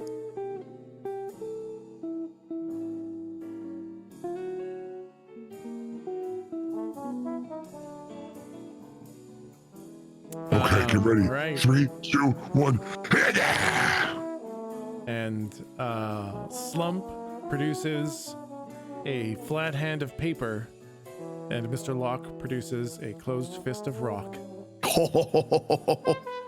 Well done. You owe Slump one favor. God, what? Yeah, you owe Slump a favor. Okay. Don't worry, it's gonna be for like a sandwich or something. It'll be fine. What would that be? I'm sorry, Oh. Mr. Slump. Is Slump able to give you a call later today once we're out of here? What can you do? What are your abilities, Mr. Locke? Can you grow your fingernails really fast? Oh God, you're just asking all the personal questions. Calm it down. Whoa. Might as well ask him what his salary is too while you're What at is it. your- How much what square is your footage does he salary? live in? Do you get paid? Uh, I mean, actually, that whole keep it salary secret thing, that's bogus capitalist bullshit. Everybody should know what everybody makes. That's more power on you inside the negotiation table. You know? Slump throws up again. Oh, okay. Well, do you have any special powers? Well, I can make a few things. What can you make? Well, and he snaps his fingers. He's like, well, jewelry. Actually, almost anything really. He keeps like flicking his fingers, and you see like a musical instrument, a rubber ducky. Any weapons like swords or hammers or anything? Oh, yeah, those Lou keeps. But yeah, he would have all that. How about this? Are you able to do the whole... And Slump gives them like the Captain Jack Sparrow hands, like the weird wavy in front of your face, like he's casting magic. You know, where you open a circle dog in the air, and then, you know, that? Circle Can you do that? Yeah, you open a circle dog, and then you can come through it. Oh. Can you do that? Yeah. Okay. How about this? If at some point tonight, in the next day-ish, if Slump needs a soda that's really, really, really, really revitalizing, you stick your little hand through the space window and you give it to Slump.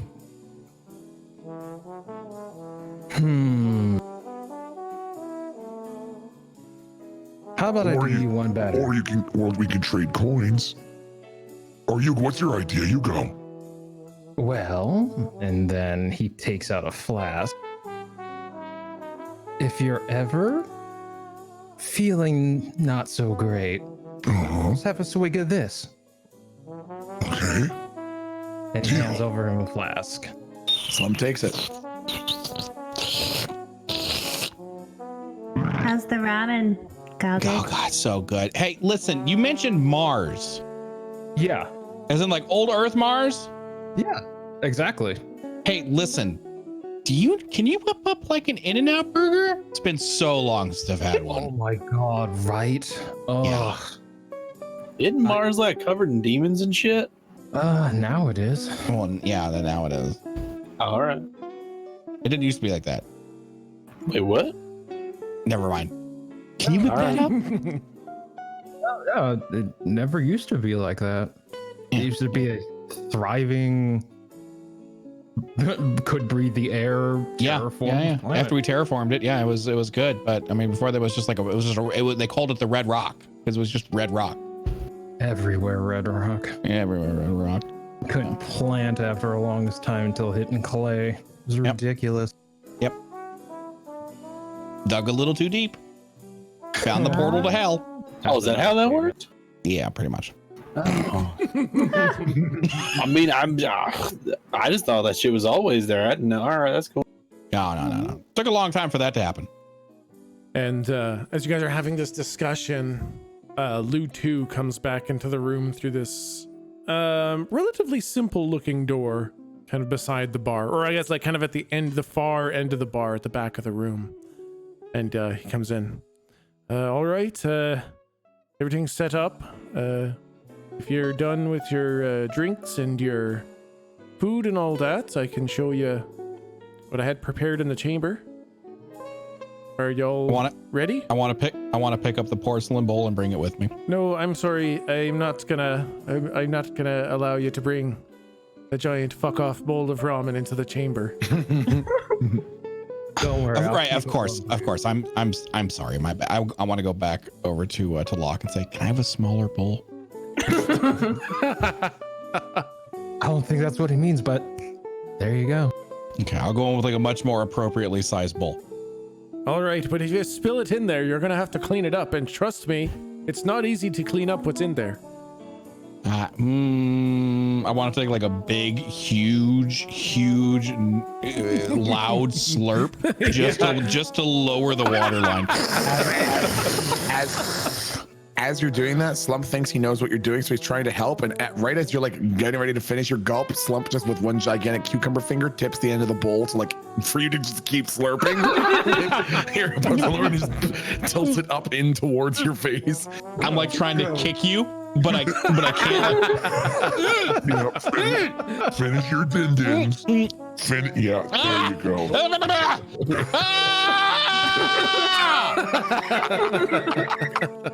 There you go. All right. Lou, Why? we have company again.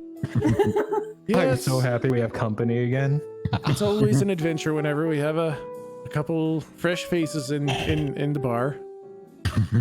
I'll be here waiting for you when you come out. I'm sure they'll have more than one question when they get out.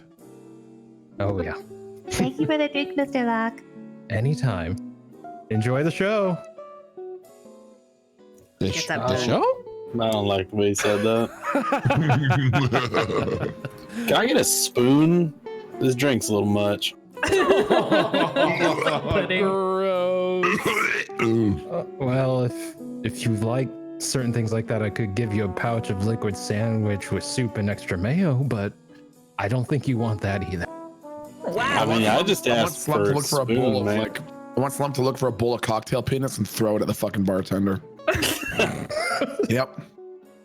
Did you say cocktail peanuts? Mm-hmm. Oh, peanuts. I thought you said cocktail penis. I was like, what? You know, they have them in a bowl, salted. Just pick them up and pop them in your mouth. They're like a starburst. Sir, those are not cornichons. I guess he like underhandedly like kind of scoots a spoon over to him and was like, I can make you anything else. Just you don't have to drink. Oh, That's nice. I'm Thank good. you. It's, all right, thank All right, do you guys proceed into the chamber? Yep. Definitely. Lou Yeah. trusts Lou implicitly after the classes. I'm gonna Like try a and slump. scry into the chamber. Like, I was look at Lou and be like, hey, can I fuck it, hold on, look. Yeah, be my guest if you want to try to take a look in there. I mean, he just said the thing, you know, I'm just curious, you know, it's, If you could take a look inside the chamber and see something, well, I'd be mighty impressed. And you want to try? Yeah. Yeah, there's no fucking chance. fine. Go ahead and roll whatever you want to roll. Roll magic plus super wizard. Well, no, I mean, even if you said it's not possible, it's not possible. Well, if you roll double natural sixes, I might give you something. But it's gonna. Fuck. Yeah. Okay. Yeah. No, it just ain't happening. Okay. Okay. You guys enter into the chamber. Yes. Yeah. Okay. You guys walk into this space, and you can't really see much in here. It is supremely dark and black. You can make out the faintest corners of the room, which indicates that this room is kind of a cylinder. Like it's just a big circle for a shape. And you can't tell how high up it goes. You don't see a ceiling. And other than that, it's completely featureless in here. And when you step in, it feels weird. Like there is this sensation of like imagine in anime when people have their ghosts punched out of their bodies, what you think that would feel like. It kind of feels like that when you step into this room. And your eyes kind of adjust a little bit in a weird way. Lou, you don't feel anything. Everybody else, you feel this weird sensation of your eyes adjusting. And suddenly, everyone is leaking. You all see everybody with this kind of dripping white, milky tar coming out of them. And Lou 2 kind of positions you guys on the kind of periphery of this chamber. It's maybe 30 feet across, so it's not enormous, but it's not small either. And he positions you kind of on the far side, and he says, all right, now watch this. I'm going to weave a little bit with the white ink. That's the ink that's native to our plane. I think probably most of you are familiar with the prospect and concept of the white ink. And yes. yeah, so this is basically what Lou's been seeing whenever she's looking through her googly eye there. And this is kind of what looks like when white ink touches white ink. And he starts drawing this large calligraphy in the air, and you see his hands start like dripping more of that ink, and then he catches it and he starts drawing it like heavy white paint in the air. And the line is just kind of continuous, going all over in this kind of ornate kind of figure. And then he's like, and this is what happened when the white ink touches the white ink. And he draws a line through it, which is common in many weaves. And the white ink kind of catches the other white ink. Like imagine drawing a paint-laden brush through heavy paint on canvas. It would kind of catch and pull the ink that was already there. And he says, see, white ink kind of interacts with white ink.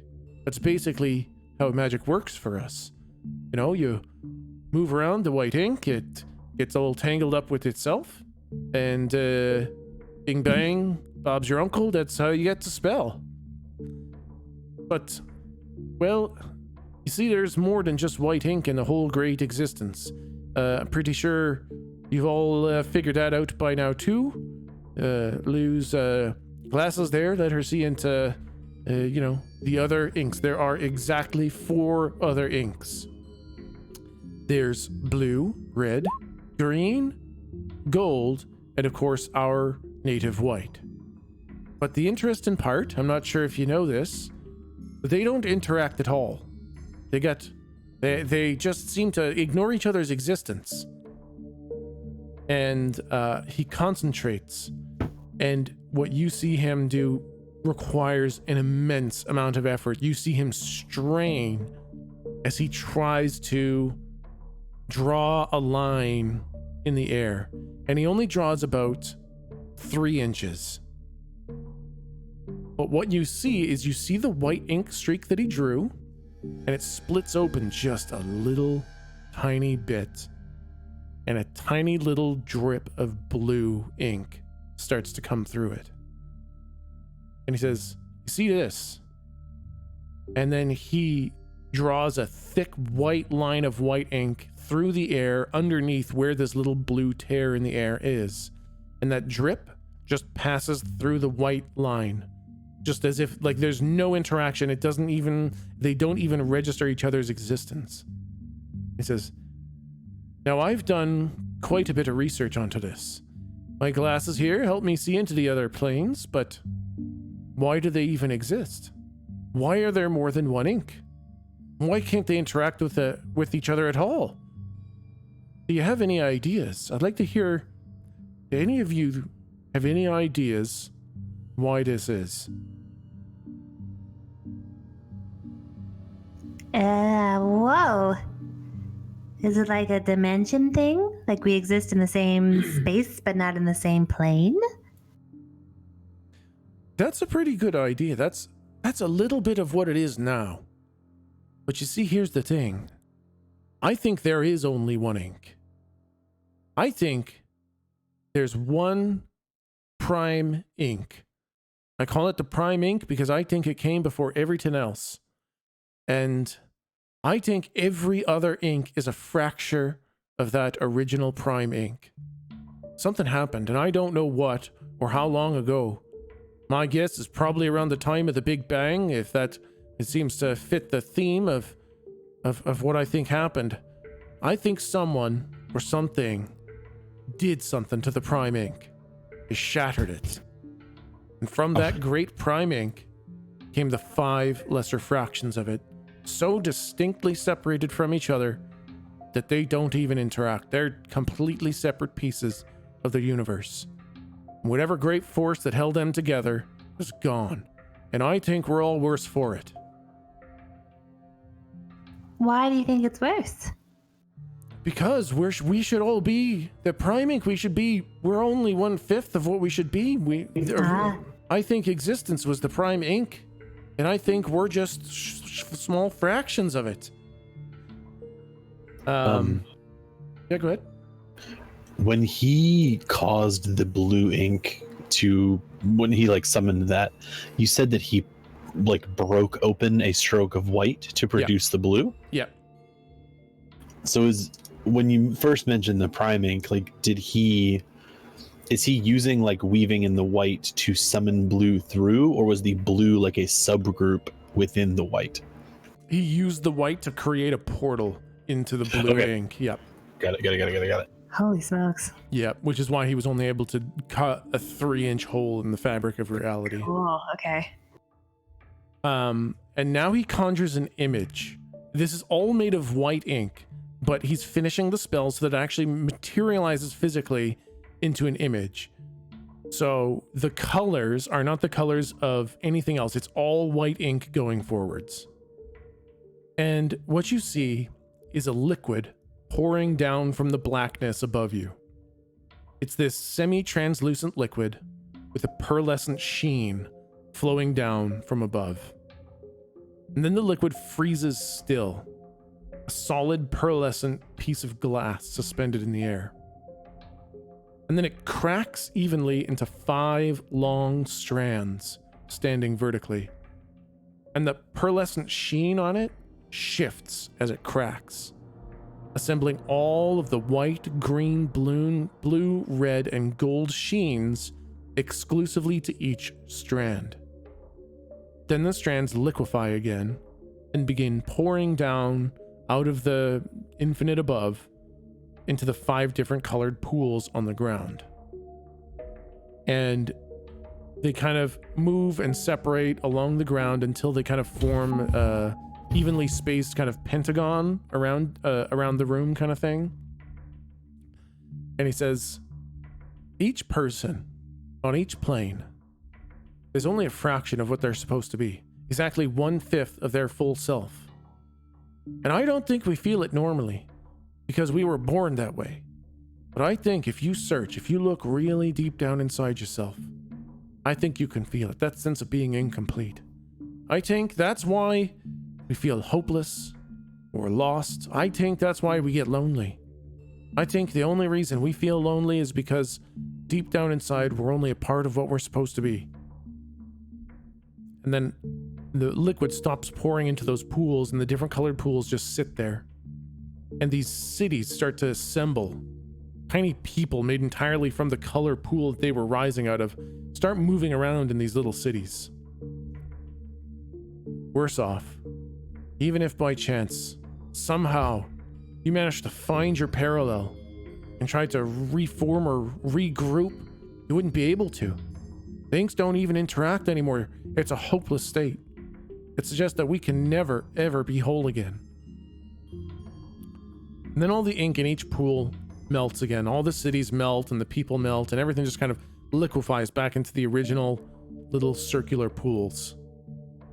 Then the pools start to form again, rising up into a single humanoid figure in each pool.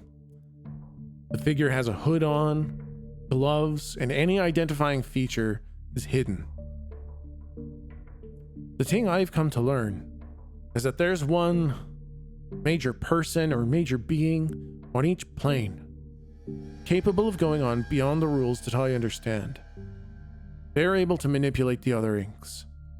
Each plane has one. I call them planar keys, but I guess you could call them whatever you want. And I have a suspicion that these planar keys might be the key to rebinding back to the Prime Ink. And those larger figures that represent the planar keys suddenly start to link up, not to each other, but to the pools at the feet of each planar key. A thin line of their respective color links to the pool of each other key, creating a pentagon with inlaid pentagram composed of the 5 different colors.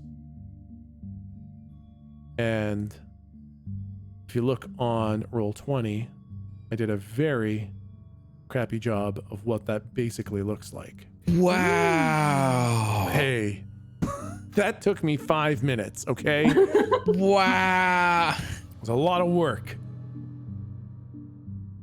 Now, I don't know exactly how, but I think these planar keys have got to be capable of putting back the prime ink back together. They can weave with each other's inks, and that's something that shouldn't be possible. The gold planar key, the gold, no one from gold should be able to touch or even interact with or acknowledge the existence of something from the other ink. But I think they could be the part. I think they could be the solution. But the problem is, I don't know who they are, and I don't know if they would have any interest in putting back the prime ink. But the 4 of you have proven extremely resourceful.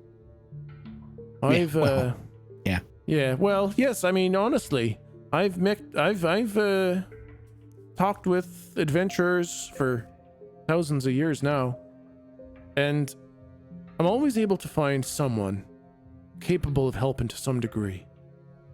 But the 4 of you, there's something special. You're all uniquely special, and I think the synergy between the 4 of you could be what's required to help try to bring about the prime ink again. It's a really nice thing to say. Thank you. Ah, jeez. I kind of think in my head, fuck off, Betty.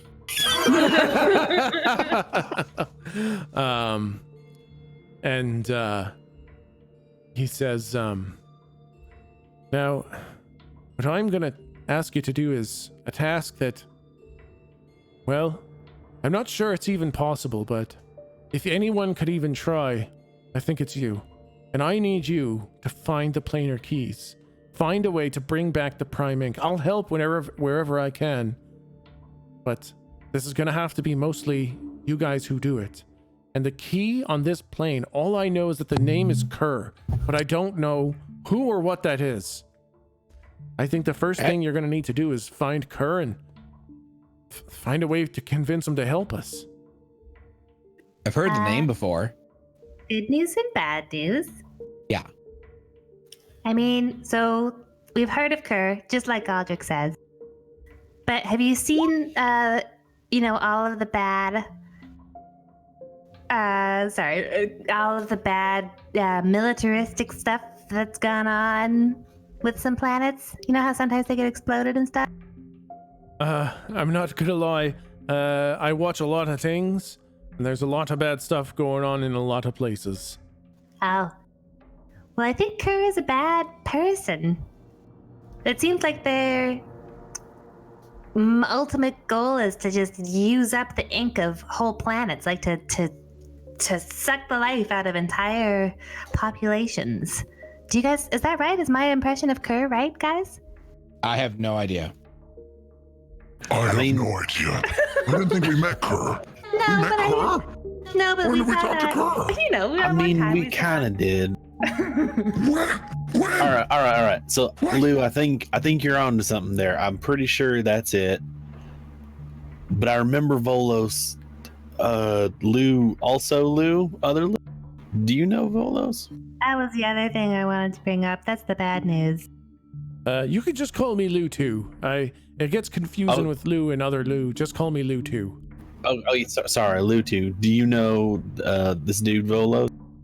Yes, I've become not familiar with, but I know of Volos. We've had a couple meetings every now and then. I hate that fucking guy. So, is he a planar key? Well, I think so. He might not be a planar key, but he's damn powerful, whatever he is. He can use other inks other than red. Wait, what? Yeah, he's trying to reassemble the primal, he's collecting inks to become Captain Splanet. Oh my gosh, that's also the thing. Is he? Because you know how you gave me those glasses that can see into other inks? Yes. Lou too. He's in every other ink except for gold. I'm not gonna lie, that's bad news. If Volos is a planar key, we've got a real big problem on our hands. I don't know what his plan is. There's a chance he's trying to do the same thing as me. We've never really sat and talked because I'd rather not reveal my plan to him so he could ruin it, and he's never revealed his plan to me. Because I assure you, if it's anything other than what I've got planned, I'm gonna try to mess with his plan. I mean, the reason I kind of brought it up is once upon a time, he said he thought Kerr was him. I mean, if Kerr's...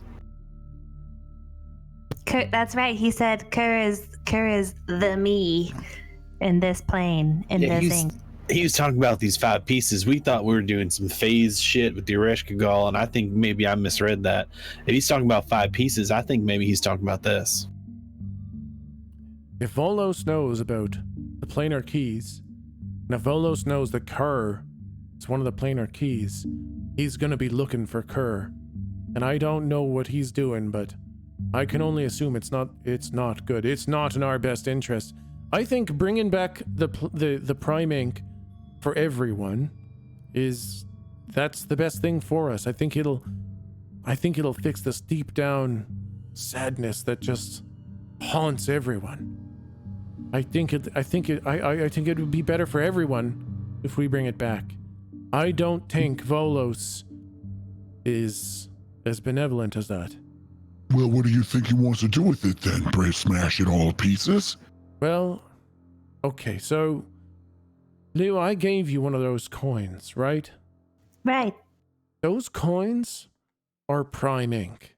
Oh my goodness. The reason they're so strong is because when you press them down and you release that prime ink, it's more powerful than anything else in the universe.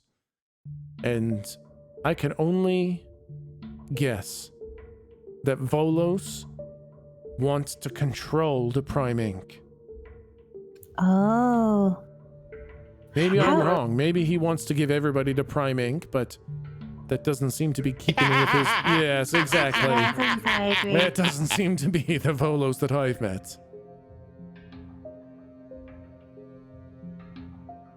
Well, I'm worried then that these coins even exist. Where are they from? Like, how do they... Do we need to be worried about the place of production? That if he gets a hold of that, then that's also bad? Well, think of it like this. A coin is like a wish. And what's the first thing you wish for? More wishes. More wishes. I think I was the first one to find okay. it. I think I was the first one to find one of these coins. And I have been spending my coins finding all other coins. Wait, those coins, the coins out front, they're not the coins, are they? No, those are just I also have a little bit of a penchant for just collecting coins in general. That's nice. It's nice to have a hobby. That's good. But these coins, I pick them up wherever I can, but it's tough. Sometimes they're randomly made whenever a ship takes off. Sometimes they're made whenever a star is born or dies. Sometimes they happen when asteroids collide. Like they can happen all over the place, but I do a pretty good job of picking them up wherever they land. Is that why you're here? Because there's so many asteroids, so maybe there's more chance of more coins? Well, this just seemed like a good place to hide. It's small, it's out of the way, and I've put a couple spells on this place so I can kind of be where I need to be when I need to be there.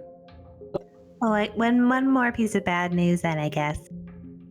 We got here through I hope you guys don't mind my saying, but Volos helped us get here. He gave us a portal because he owed Galdrick a favor. So he knows you are here. That's all right. He can't see into this room. Oh. And, just try not to talk about anything too explicit in too great a detail out in the bar. Volos sometimes might be hanging around, or if maybe just give it a once over with the red glasses. Right. And if he's there, just kind of shoo him away. Okay. I try every day. He does a great job. I hate him. That's good. No one realizes he's the master villain. It drives me nuts. It actually drives me nuts. Well, let's be fair. We don't know what his plan is. We know what his plan is. I suspect it's something bad, but he's something frightfully powerful, so let's try not to get on his bad side. Yeah. About that. Have you got on his bad side? No. All right. Quick question though. What is ink? Oh. Oh yeah, no, for real. All right. So the stuff coming out of my hands, that white stuff. Oh. Yeah, that's ink. Oh, Okay, Slump okay. makes that in the shower sometimes. Oh my God, that's yours is a Slump lot does thicker. the I've same seen thing. you do it. Slump is this does. Wait, what you watch? We were in the shower together. Oh yeah, that's true. You just started, and I Wow. couldn't stop it. Well, listen. Okay, go ahead. Comes on your hands. Yeah, and we just kind of draw what hits, and when you make the right shape, becomes a thing. You want a fireball, you draw a fireball. You want a rubber ducky, you draw a rubber ducky. Ooh. So, all right, that's not good news about Volos. That's not good news at all. I was kind of praying that he wasn't a planar key. I'd never seen him weave with another color ink, but if you're saying you've seen him weave with another color ink? Yes. In fact, he got us here with white ink. Well, that's a problem.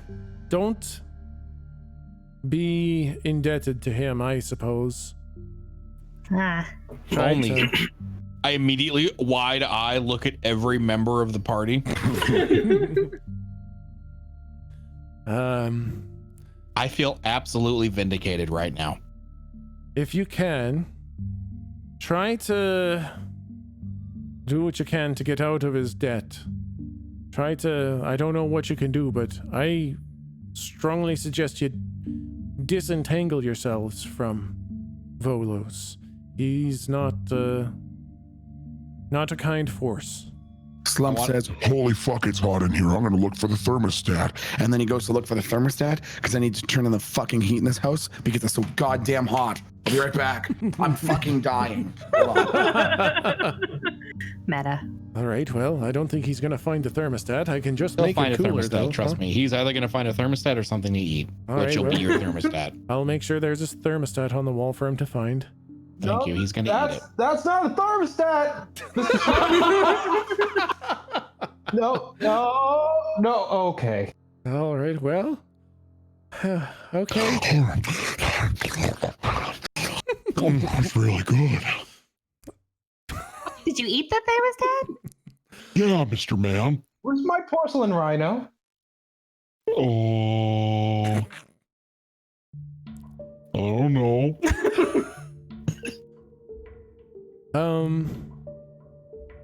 Well, what do you think the next step is then, Lou? I think he's gotta find Kerr. That's so scary, though. I mean, Why? Why is it scary? Is it because you sound like you're insulting him every time you say his name? Cur like a cur, I get it. Yeah. I feel like out of character, did we not know that Kerr is part of the Erish Kagal and the TAC and all that stuff? Did we find that out? Am I making that up? I think in my notes, I misunderstood the 5 thing as 5 phases. Yeah. And I have Kerr as the 5th phase of the Erish Kagal, but we don't know if it goes That's why I to think 5.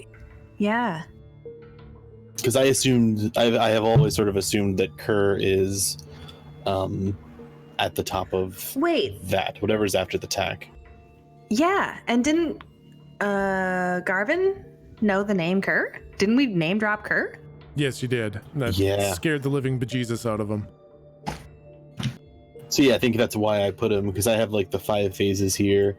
I have up to the 3rd, and I think 4th is like short, the tiny Darth Vader lady, and then 5th is Kerr. Tiny Darth Vader. Yeah. Yeah, But I don't actually know any of that. Yeah, I think you did figure out that Kerr was part of the Arish Kagal. Can I, without going into actually saying it here because it would be long, can I just explain to Lou too where we're at so far with the Arish Kagal and why we think Kerr is part of that? Yeah. Okay.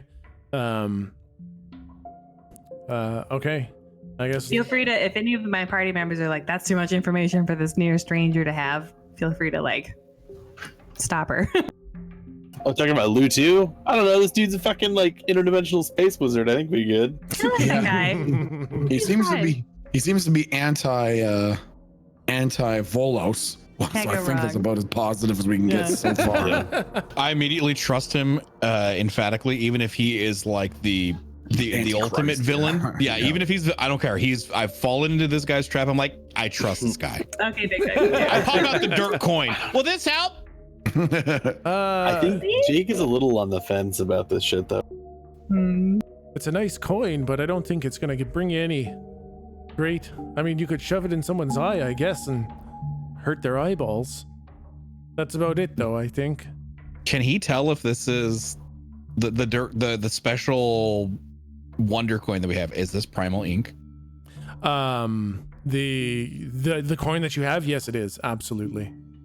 I want to say, take a closer look at it. Yeah, of course I can. This is undeniably one of the prime ink coins. This is the one I gave Lou, isn't it?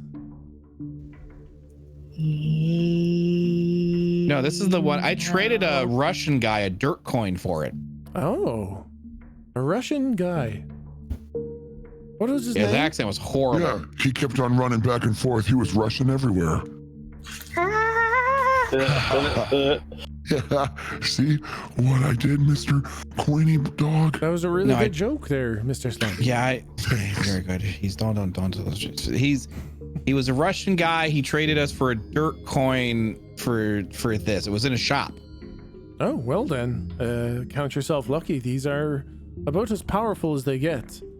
Can I have a couple? You seem to have a couple. Can I have a couple? I'm not gonna lie.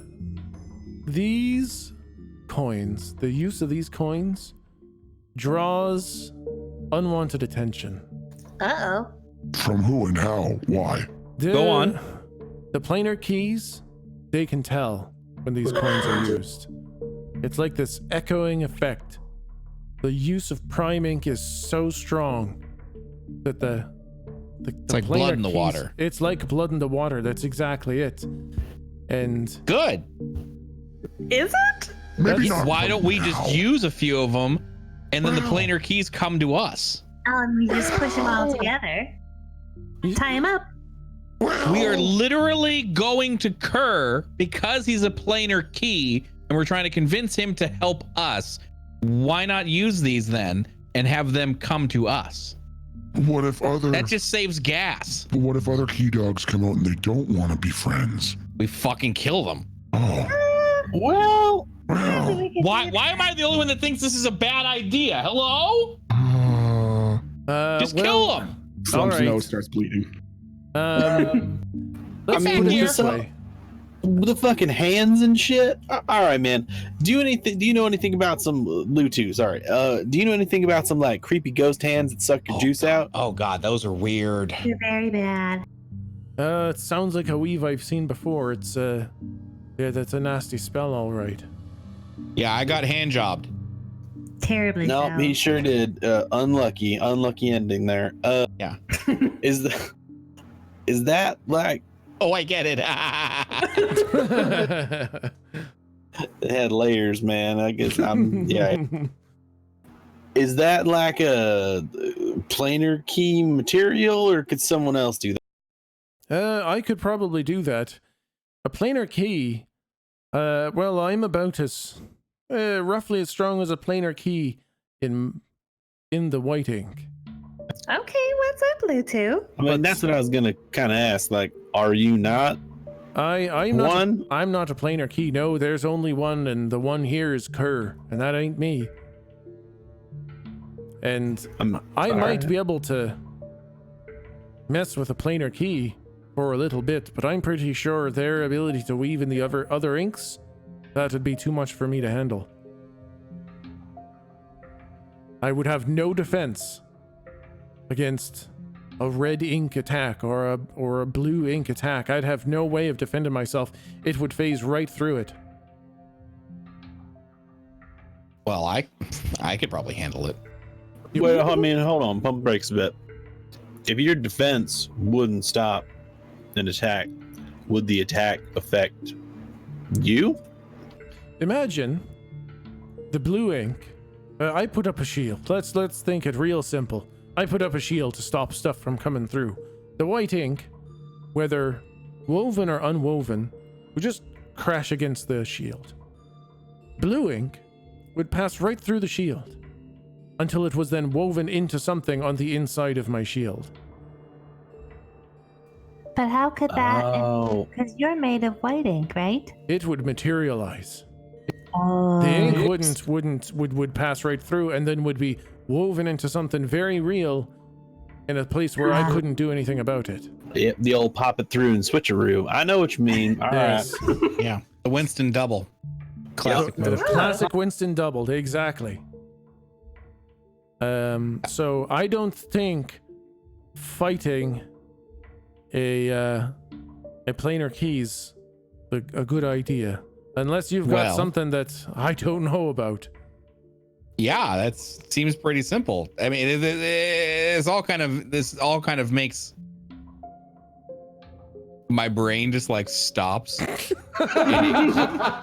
it clicks for Galdrick so hard that he's like, I know what I have. Like, he sees his mission. He's like, I know what I have to do. I can see your face, man. I'm so glad, because the next thing that Lou 2 says is, now, I do have to warn you that I think bringing back the Prime ink, well, that's going to be the end for all of the other inks. Our reality is the white ink, and the green ink, it's completely different. There's dragons there. There's knights in armor. There's archers and wizards. The red ink is awful. It's horrible monsters. It's cities covered in pollution. It's completely different. Every ink is as valid as every other ink. And I think when we combine them, that's going to be the end for all of the existences. And it'll be a rebirth of existence in the Prime ink. It's basically going to be the apocalypse for our existence to usher in a rebirth of the Prime ink. Will anything survive? Now that I don't know.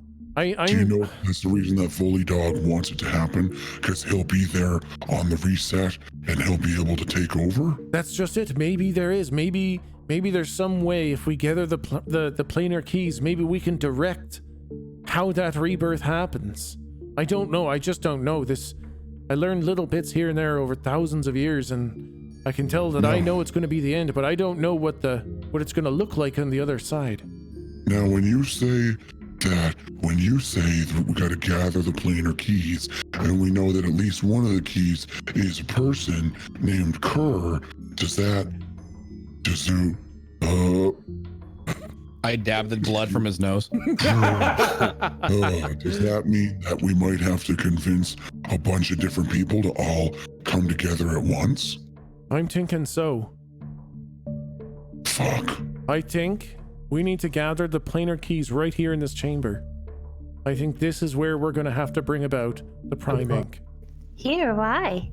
Well, this chamber, it's kind of between the strands of ink. How did it get here? Yeah. It took a lot of effort. It took weaves that had not existed before And I don't even really know how I did it.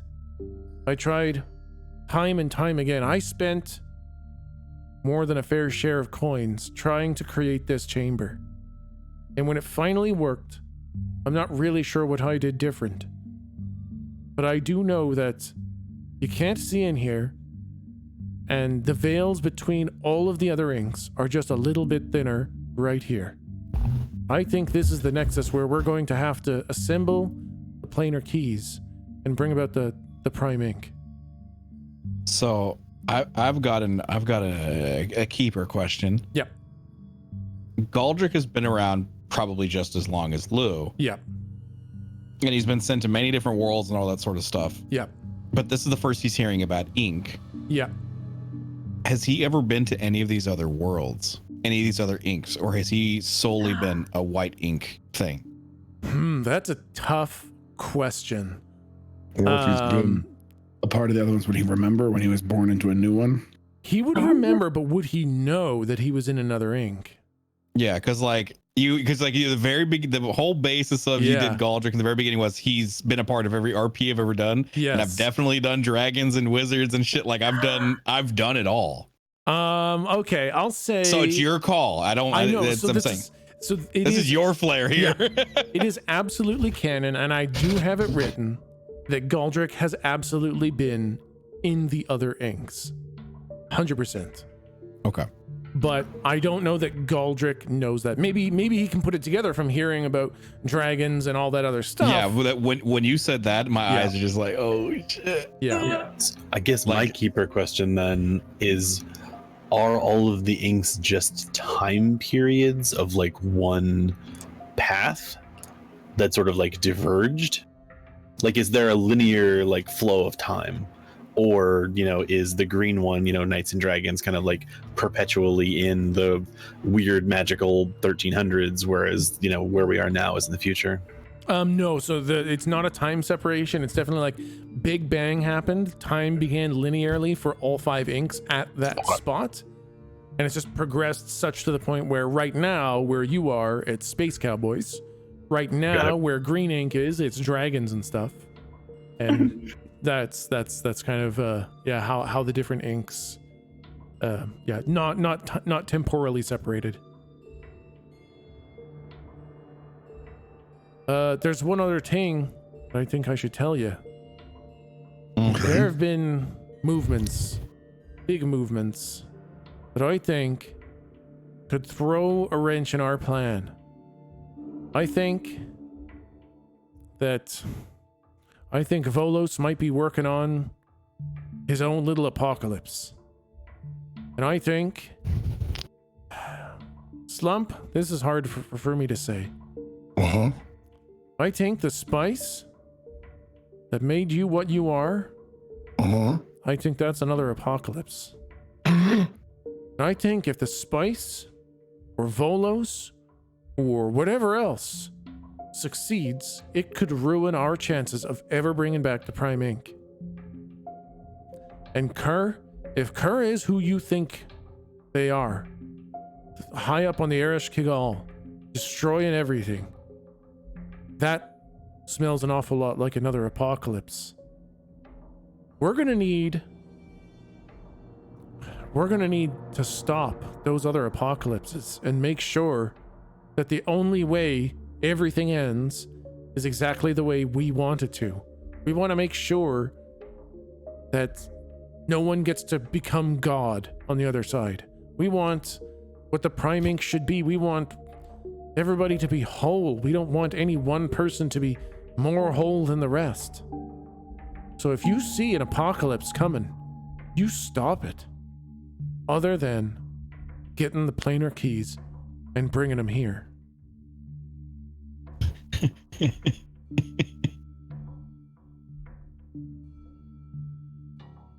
I don't know the name of the meme, but you know that like Polish cartoon, the weird monkey, the awkward monkey. What the fuck are you talking about? I'm looking up Polish monkey meme. Which one is that? I don't know if he's big Polish nose? or Swedish. Yeah, he has a big old nose. Here you go. when you see the apocalypse happening, just go the other way, just run or whatever. Goldrick essentially has this exact face. Oh, yeah. Oh, yes, of course. Oh, yeah, man. So I guess like you and Betty are kind of on the same team, right? But yeah, we always have been. Well, We're from the This same is place. kinda I negative. point up. from the Brillin one. Yeah, from the Berlin one. Yeah. I told you he's from space, some kind of fucking alien. Right. Not if, I just kind of like roll my eyes, like, swear to God, they'll never understand. Oh, hey, Lutu. Yeah. You said the chamber wasn't quite ready. Oh, yeah.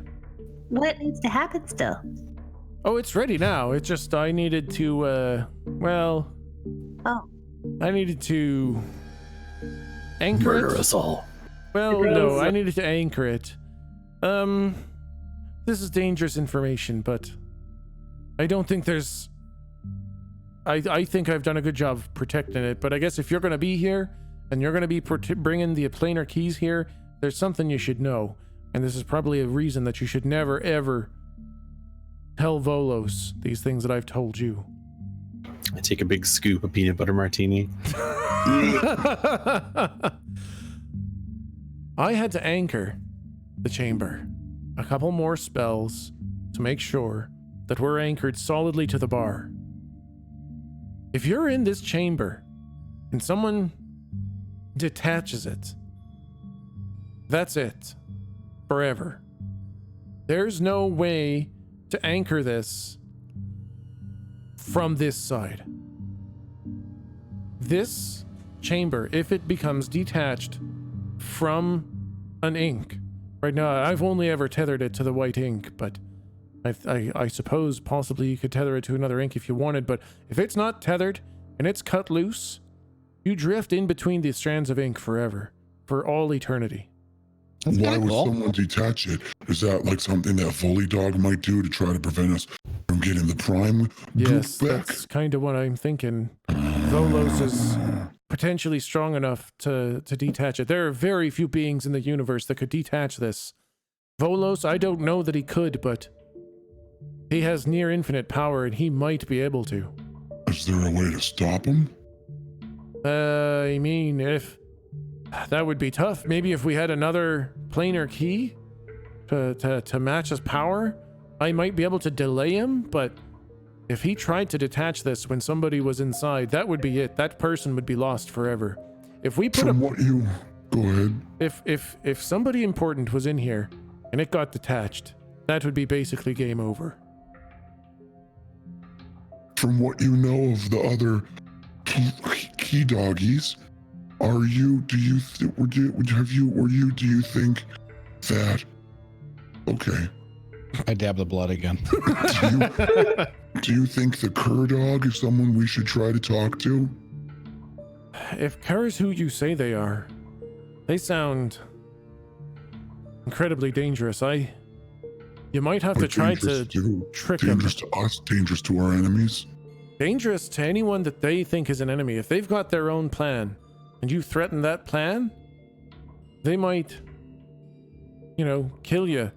You might need to, approach them from attempting to be an ally or catch them.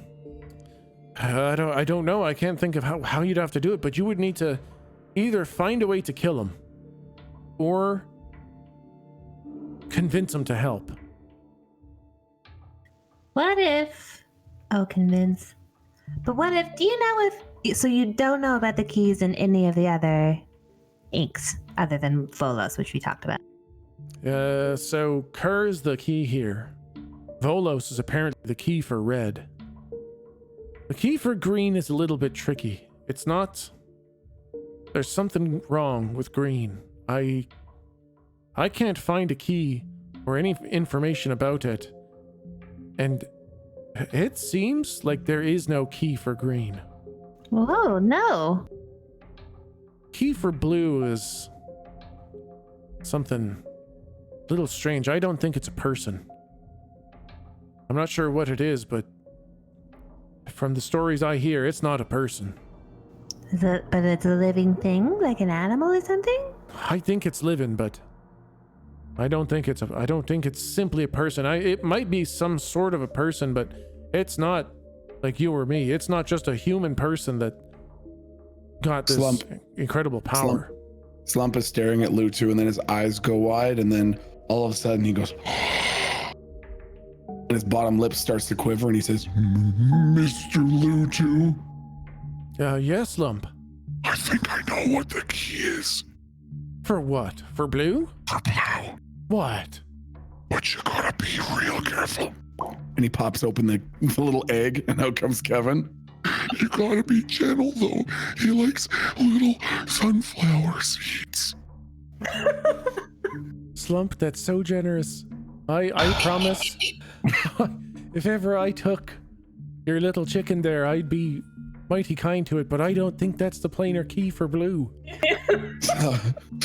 Slump has one big, heavy, dramatic sob of relief, and then pops Kevin back into the shell with a big smile and just puts him back in his pocket. Oh, thank goodness.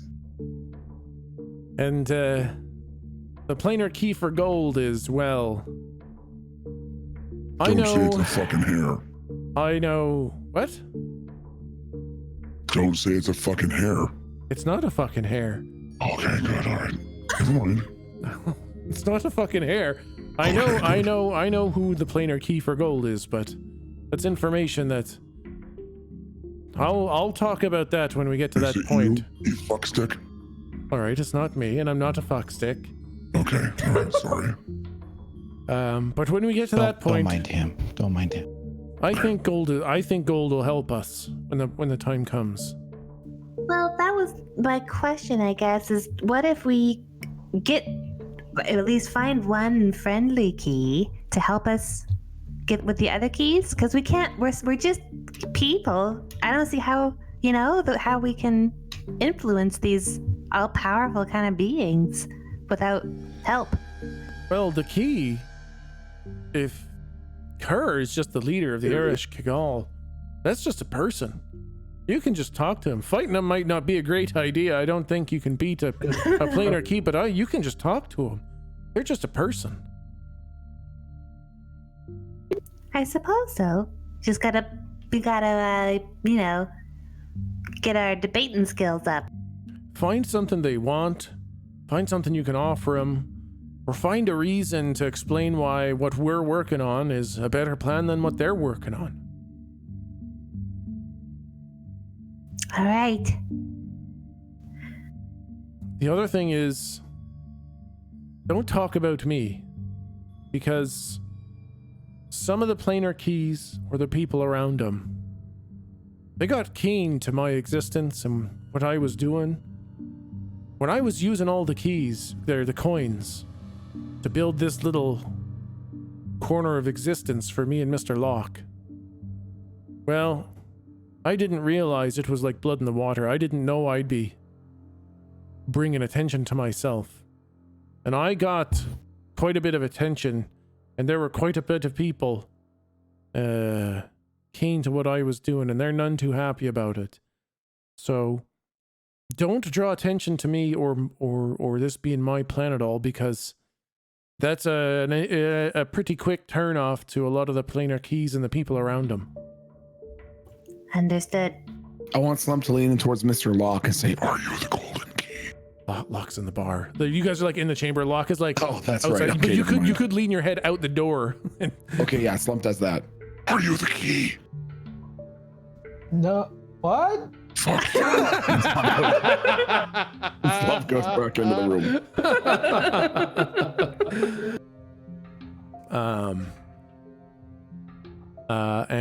Yeah. So that's basically. I thought you'd be bringing Kerr. Honestly, when I said find Kerr, I thought you'd be bringing Kerr with you when we met, which is why I wasn't quite ready for you when you showed up. I wasn't expecting you for quite some time yet. Oh no, we totally remember that you said to find Kerr. Totally remember. Yeah. You've been working on it for sure the whole time. Yep. Who the fuck is Kerr? Well, find Kerr. See if you can convince him to do what we're working on. If you can't, I guess try to kill them? I mean... Don't we need to kill them all at once or something? No, I suspect if you kill a planar key, their essence or something has got to be... You can't destroy a planar key just by killing the person that is the key. There's got to be some essence of them. There's got to be some piece of them that still lingers. So I imagine if you had to kill a planar key, you could probably take whatever their essence was. I don't know if it's some sort of a gem in their chest or a wisp of ink, or I have no idea what it would be, but it can't just disappear. There's no way you kill a person who's a planar key and that destroys the key. If you kill him, bring back whatever is inside. Okay. I don't know how you'll do that. Mr. Locke might be able to help you with a couple items, but we can't give you anything too powerful. We can't interfere in any significant way because we're a known quantity to the planar keys and the greater forces of evil. So I wish we could help more because unfortunately, Mr. Locke and I have got nearly cosmic power and absolutely nothing to do with it without risking an all-out war. Yep, itty bitty living space. Itty bitty living space. So, Roger wants to go. I remember that movie. all right. Well, anyways, I'm just going to clean up my chamber here. Maybe you guys could go out into the bar, talk to Mr. Locke if you'd like, and otherwise, if you've got, it sounds like Volos has got a portal for you to go back and just try to disentangle yourselves from him. Try to see if you can just try to untangle you. Being in debt to an evil planar key like that's not a good thing. It feels not good. That makes sense.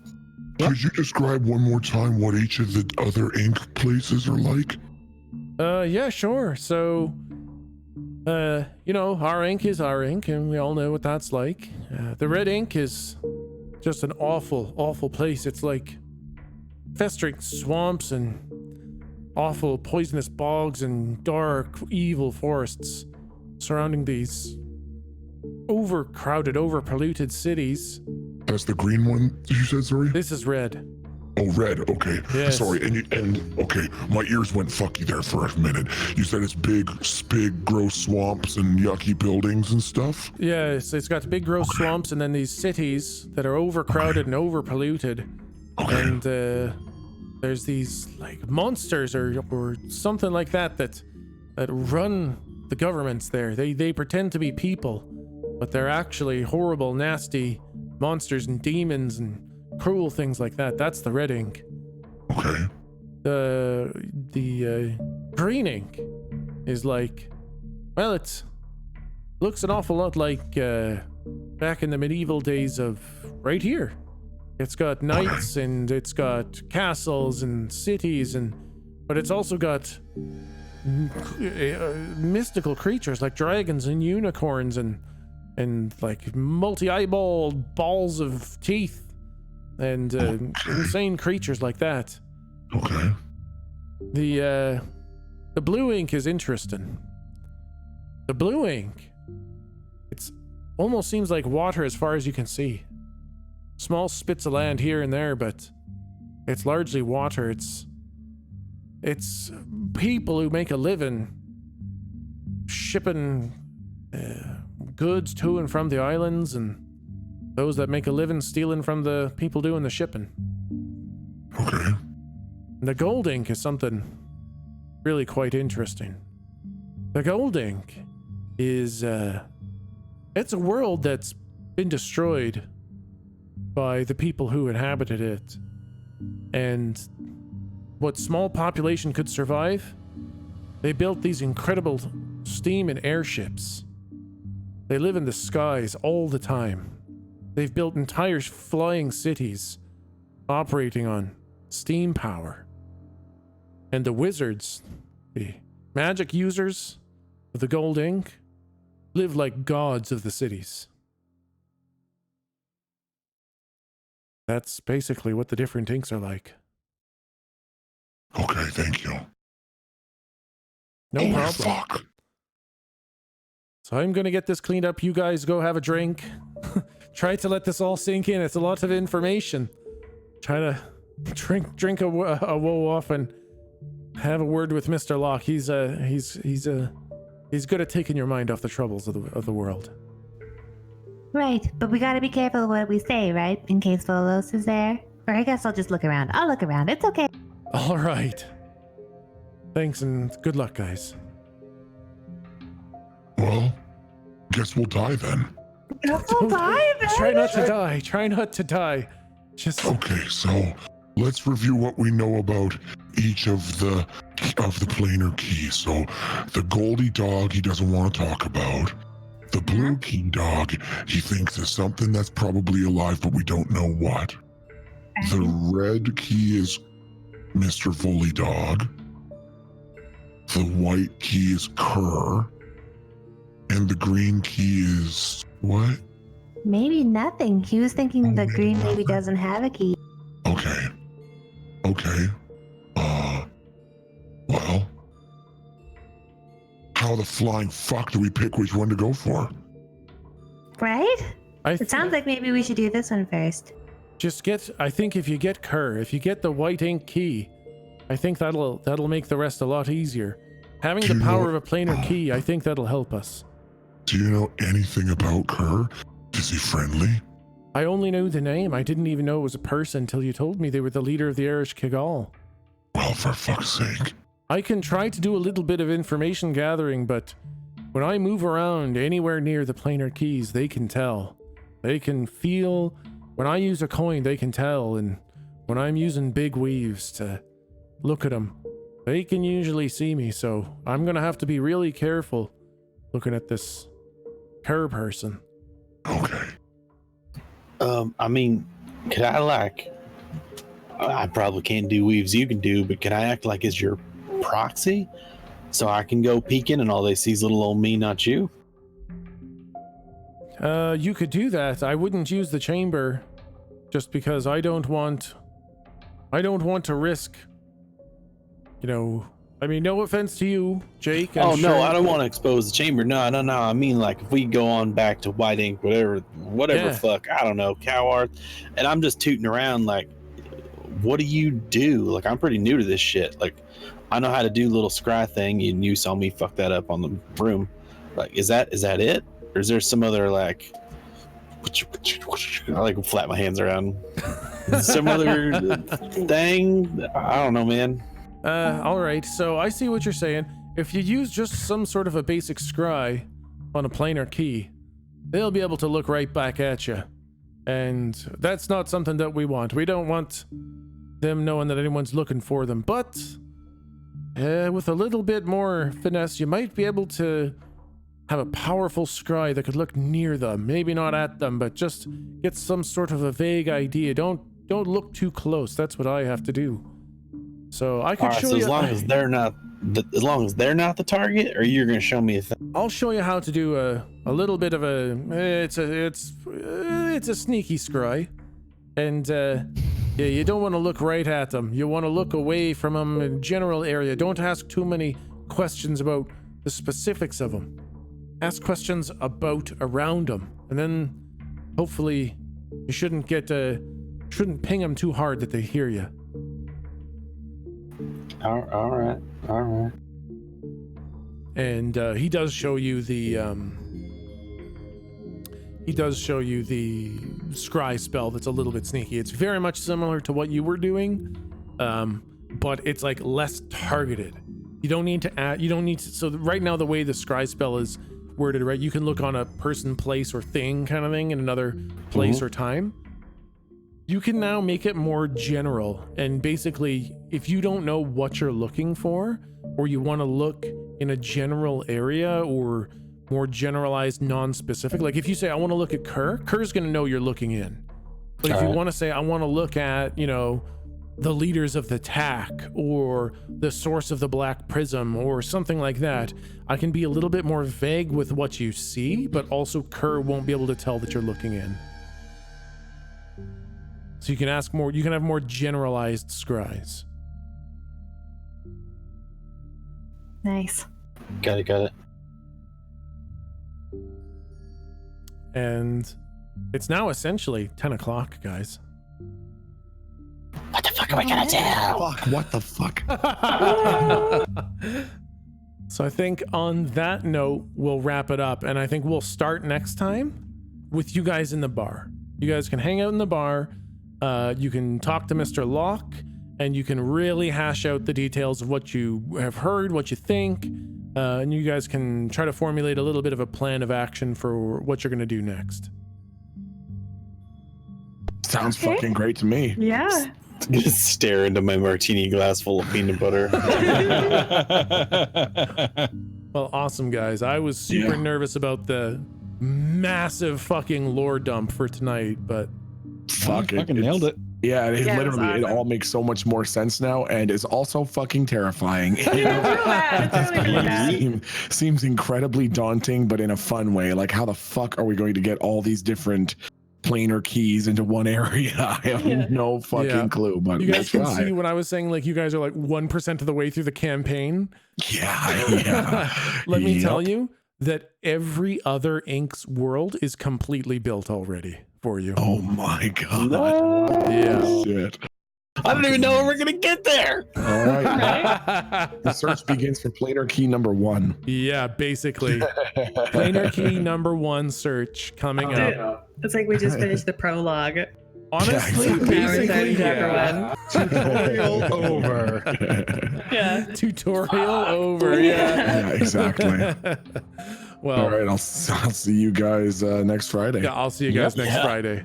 Take care. Yeah, see you next Friday. Okay. See ya. Bye, chat.